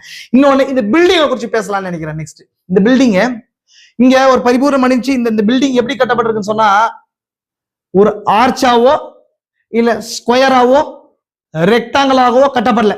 இந்த பில்டிங் கிறிஸ்துவின் சபை இருக்கு இல்லையா, ஒரு பில்டிங்க்கு ஒரு ஜியோகிராபிக்கல் ஜியோமெட்ரிக்கல் ரேஷியோ இருக்கு. அப்படின்னா என்னங்க, ஒரு வீடு எப்படி கட்டுறாங்க, சதுரமா செவகமா மாத்தி கட்டுறாங்களா இல்லைங்களா? அந்த மாதிரி இந்த மாதிரி ஆர்கிடெக்சர்ல வெவ்வேறு வடிவங்கள் இருக்கு. வெவ்வேறு வடிவங்கள் இருக்கா இல்லைங்களாங்க? சொல்ல போதா உங்களுக்கு? ஒரு வீடு என்னங்க மலையை போல கட்டுவாங்க. ஆனா இந்த சபையுடைய டிசைன் எப்படி சொல்லப்பட்டிருக்குன்னா பிரமிட் ஷேப். நான் அதனாலதான் பிரமிடுக்குள்ளேயும் இது போகும்னு சொன்னேன். எந்த ஷேப்ல சொல்லப்படுது? பிரமிட் ஷேப்ல. இது இந்த வெளிப்பாடு தேவன் தீர்க்கதரிசிக்கு முன்னாடி கொடுத்தாரு. இது கவனிங்க நல்லா. இந்த விஷயத்த தீர்க்கதரிசிக்கு தேவன் கொடுத்தது இது எல்லாமே. அதனாலதான் நான் முன்னாடி காட்டினேன். இது ஒரு ஊழியத்தை கட்டவிழ்க்குது, முத்திரைகளோட இணையுது, சபையோட இணையுது. இது தீர்க்கதரிசி சதுரமா வரையில. எப்படி வரையில? சதுரமா வரையில. சரி, ஒரே சைட்ல இருக்கிற ட்ரையாங்கிள் வரல. ட்ரையாங்கிள் வேற, ட்ரையாங்கிள் வேற, பிரமிட் வேற. புரியுதா உங்களுக்கு? ட்ரையாங்கிள் என்னங்க? முக்கோணம். பிரமிட்னா என்னங்க? கூர்நுனி கோபுரம். கூர்நுனி கோபுரம். கூர்நுனினா மேல ஷார்ப்பா இருக்கும், 4 பக்கமும் 4 பக்கங்கள் இருக்கும். அதனால சொல்றேன் கூர்நுனி கோபுரம், பிரமிட் மாதிரி. அப்போ இந்த எல்லா விஷயத்தையும் சபையை கட்டுறதுக்கான பூமிக்குரிய ஸ்ட்ரக்சரா, ஒரு தனிப்பட்ட மனுஷனை தேவன் கட்டுற ஸ்ட்ரக்சரா எந்த ஸ்ட்ரக்சரா எடுக்கிறாரு? ஸ்கொயராவோ இல்ல டால் பில்டிங்காவோ ஆர்ச்சாவோ எடுக்கல, பிரமிட் ஷேப்பை எடுக்கிறார். இதுல இன்னொரு முக்கியமான விஷயம் இருக்குது. நான் நெக்ஸ்ட் பார்க்கும்போது ஒரு காரியத்தை நெக்ஸ்ட் நான் எடுத்துட்டு போறேன். இது வரைக்கும் நான் பேசின விஷயத்த சின்ன ரீகால் மட்டும் காட்டலாம். நம்ம எங்க தொடங்கணும்? ஃபர்ஸ்ட் அந்த ரீகால் மட்டும் பாக்குறேன். எங்க தொடங்கணும்? தயவுசெய்து சொல்லுங்களேன். எங்க தொடங்கணும்? அது இல்ல, இதுக்கு முன்னாடி எது காட்டணும்னு சொன்னா, இந்த இந்த இந்த ஒரு பரிபூர்ண மனிதன் வளர்ச்சிக்கான அஸ்திபாரம் எங்கிருந்து வருதுன்னு சொன்னா, ஃபர்ஸ்ட் தேவன் சிந்தையில ஒரு நோக்கத்தை கொண்டு இருந்தா, அதுல மீட்பின் திட்டத்தை போட்டார், தன்னை வெளிப்படுத்தணும் தான் அவருடைய நோக்கமா இருந்துச்சு. அண்ட் தென் அதுக்காக மீட்பின் திட்டத்தை போட்டார். அந்த மீட்பின் திட்டத்துல தான் என்ன பண்ண சொன்னா, ஆதாமியாவளை வச்சிருந்தாரு. ஆதாமியாவள் பரிபூர்ண மனிதர்களா இருந்தாங்க, விழுந்து போயிட்டாங்க. விழுந்து போனவங்கள மூல நிலைக்கு கொண்டு வர்றது அந்த பரிபூர்ண நிலை கொண்டு வர்றது. அந்த பரிபூர்ண மனிதன் யாருன்னா லோகாஸ் ஆகிய கிறிஸ்து, இல்லைங்களா? அப்ப அதுக்குதான் பூமியில அந்த மீட்பின் திட்டம் உலகத்தோட சிந்தையில போடப்பட்டுச்சு. பழைய ஏற்பாடு என்ன பண்ணுச்சுன்னு சொன்னா, பரிபூர்ணமா இல்லைன்றதை காட்டுச்சு, அதான் நியாயப்பிரமாணம், சட்டம். புதிய ஏற்பாடு என்ன பண்ணுச்சுன்னு சொன்னா, பரிபூர்ண போறதுக்கான வழியாகிய ரத்தத்தை குடிச்சு, ரத்தத்தை கொடுத்தது மட்டும் இல்ல, ரத்தத்துக்குள்ள ஒரு ஜீவனை நமக்கு டிரான்ஸ்பர் பண்ணுச்சு. அதான் சபையும் தனிப்பட்ட மனுஷனும். அப்ப ஏன் ஒரு காலத்திலயும் அந்த இது எல்லாமே தேவன் தங்கி இருக்கிற சுவாபம் நமக்குள்ள உள்ளடக்கணும். அது எப்படி? பழைய ஏற்பாட்டுல அந்த சுவாபத்தை உள்ளடக்குறதா அந்த தேவன் நமக்குள்ள தங்கிக்கிறதுக்கு அடையாளம். பழைய ஏற்பாட்டுல தேவன் என்ன பண்ணாரு சொன்னா, முதல்ல தன்னோட சுவாபத்தை ஆதாமியாவுக்கு கொடுத்திருந்தாரு, அவங்க இழந்து போயிட்டாங்க. புதிய ஏற்பாட்டுல பழைய ஏற்பாட்டுல வனாந்தரத்துல மோசையிட்டு ஆசரிப்பு கூடாரத்தை தேவன் வச்சிருந்தார். அதான் முதல் ஆசரிப்பு கூடாரம், அங்க தேவன் தங்கியிருந்தார். தேவன் நமக்கு மேல தேவன். புதிய ஏற்பாடு வரும்போது இயேசு கிறிஸ்துக்குள்ள தேவன் இருந்தார், நம்மோடு தேவன். இப்ப சபைக்குள்ள தேவன் இருக்கிறார், நமக்குள்ள தேவன், இல்லைங்களா? அப்போ கிறிஸ்து தேவன் என்ன பண்ணாரு சொன்னா, கிறிஸ்துவுக்குள்ள இருக்கிறது கிறிஸ்து பரிபூர்ண மனிதனின் வளர்ச்சியா இருந்தார். அதுக்கு மேல தேவன் என்ன பண்ணாரு, தன்னை ஊற்றி கொண்டார். முதல் ரகசியம், 7வது முத்திரை முதல் ரகசியம். 2வது காரியம், கிறிஸ்து தனக்குள்ள இருக்கிறத சபைக்குள்ள ஊற்றிக்கொள்றார். சபை கிறிஸ்து சேர்ந்து பூமியை மூலநிலை கொண்டு வராங்க. அதான் முத்திரைகள் முடிவில் இருக்கிற நித்தியத்தோட இணைக்கிற காரியமா இருக்குது. இப்ப இந்த விஷயத்த பேதுரு எங்க ஸ்டார்ட் பண்ணார், பேதுரு எங்க பெற்றுக்கொண்டாரு பார்த்தோம், மலை பிரசங்கத்துல இயேசு பேசும்போது. இயேசு இதெல்லாம் பேசிட்டு அதை பில்டிங் ஸ்ட்ரக்சருக்குள்ள இணைக்கிறார். ஒரு மனுஷனையும் இது செய்கிறவன் எவனோ அவன் ஒரு பிரமிட் ஷேப், அதான் அங்க பிரமிட் இருக்கு, மணல் கல் பாறை மேல் கட்டப்பட்ட மனுஷனுக்கு ஒப்பாய இருக்க பார். அந்த கல் மாறை உலகத்துல ஃபர்ஸ்ட் ஒரு கிரேட் ஸ்ட்ரக்சர், ஜியோமெட்ரிக்கல் ஸ்ட்ரக்சர் எதுன்னு சொன்னா, ஆர்கிடெக்சர் ஸ்ட்ரக்சர் எதுன்னு சொன்னா பிரமிட். அந்த பிரமிட் முக்கியமானது. அப்ப அதோட கூட அதுதான் வந்து கல் பாறைகள் கட்டப்பட்டிருக்கு. நீங்க போய் பாருங்க, கர்த்தருடைய கிருபையால் அந்த இடத்துக்கு போய் பார்க்கும்படி கிருபை செஞ்சிருக்கிறார் தேவன். நான் போய் பார்த்துட்டு வந்தேன். அது கல் பாறை மேலதான் இருக்குது. அது உலக ஜியோகிராபிக்கல் சென்டர், வேர்ல்டுடைய சென்டரா அது இருக்குது. அப்ப அப்படி இருக்கும்போது அது ஒரு எதை வெளிப்படுத்து, மீட்பின் திட்டத்தை ஒரு வகையில் அது வெளிப்படுத்துகிறதா இருக்கு. நம்ம வந்து பிரமிட் டாக்டரின்ல இல்ல, திருப்பி சொல்றோம், பிரமிட் டாக்டரின் வேற, நம்ம பேசுற காரியம் வேற, புரிஞ்சுக்கோ நல்லா. அடுத்த காரியம், இதை யார் பேசுறா, இது தனிப்பட்ட மனுஷனை குறிச்சு பேசுறார். பவுல் வந்து சபையை பேசுறாரு. ஏன் சபையை பேசுறார்? அவர் சபையை என்ன சொல்றாரு சொன்னா, தேவனுடைய வாசஸ்தலமா சொல்றாரு. அவர் அரபி தேசத்துக்கு போய் புதிய ஏற்பாட்டை எழுதி சபை தேவன் தங்குற வாசஸ்தலமா வைக்கிறார், ஸ்ட்ரக்சர் பண்றாரு, இல்லைங்களா? அப்ப பேதுரு என்ன சொல்றாரு சொன்னா, தனிப்பட்ட மனுஷனுக்கு அதை பொறுத்துறாரு, இல்லைங்களா? ஏன் இந்த காலத்துல திரும்ப தீர்க்கதரிசியை டூசான அனுப்பினாரு தேவன்? நான் சொன்ன உங்களுக்கு திரும்ப இந்த காலத்துல மீண்டும் என்னங்க, தேவன் பரிபூர்ணமா தங்கி வாசம் செய்யறது மனவாட்டியா இருக்கிறார். மனவாட்டியும் மனவாளும் ஒன்றிணைந்து ஏதேனுடைய நிலைக்கு கொண்டு வரதுக்கு பரிபூர்ண மனிதன் வளர்ச்சி இந்த செய்தி வேணும். எதுங்க, 7 முத்திரைகள் 2 இணையுது. முத்திரைகள் தான் நித்தியத்தோட இணைக்கிற காரியமா இருக்குது. பிரத்யேகமா 7வது முத்திரை. 7ஆம் முத்திரைக்கு 3 நோக்கங்கள் என்ன? தேவன் தனக்குள்ளகிறத, கிறிஸ்து தனக்குள்ளகிறத, சபையும் கிறிஸ்துவும் சேர்ந்து. அப்ப இதுதான் 2வது பார்ட் தான் நம்ம பேசுறோம். இது 2வது பார்ட் தானே. இது இந்த காரியத்தை தியானிங்க, தயவு செஞ்சு. உங்களுக்கு ரொம்ப போர் அடிச்சிருக்கும், ரொம்ப ஆழமான விஷயங்கள், அதனால உங்களுக்கு போர் அடிச்சிச்சு, வேற ஒன்றும் காரியம் கிடையாது. புரியுதுங்களா உங்களுக்கு? நான் தயவு செஞ்சு சொல்றேன், வார்த்தையில நீங்க அதிகமா இதெல்லாம் கட்டப்பட்டு வந்தீங்கன்னா எல்லாம் ஒரு காரியம் புரியும். இல்லைன்னு சொன்னா மேம்போக்கா இந்த கதையும் கேட்டுன்னு அபிரகாமோட தேவன் இருந்தார், ஈசா, இந்த கதை எல்லாம் கிடையாது. அடுத்த ஸ்டெப் அவங்களுக்குள்ள அந்த தேவன் நமக்குள்ள என்ன பண்ணாருன்றத அந்த செய்தி பேசி கொண்டு வரணும். அதே போல தீர்க்கதரிசி கூட தேவன் எப்படி இடைப்பட்டார், காடுகளுக்குள்ள போய் இடைப்பட்டார், இந்த செய்தியை தீர்க்கதரிசி எப்படி பெற்றுக்கொண்டார், இது கொடுக்கப்பட்ட நோக்கம் என்ன, இந்த எல்லாத்தையும் இன்னைக்கு பார்த்திருக்கிறோம். தயவு செஞ்சு போய் நீங்க பாருங்க. ஈவினிங் நம்ம சந்திப்போம். கர்த்தர் உங்களை ஆசீர்வதிக்கிறோம். தேவன் நம்மளோட கூட இருப்பாங்க. நம்ம ஜெபித்து முடிக்கலாம். கண்களை மூடலாம்.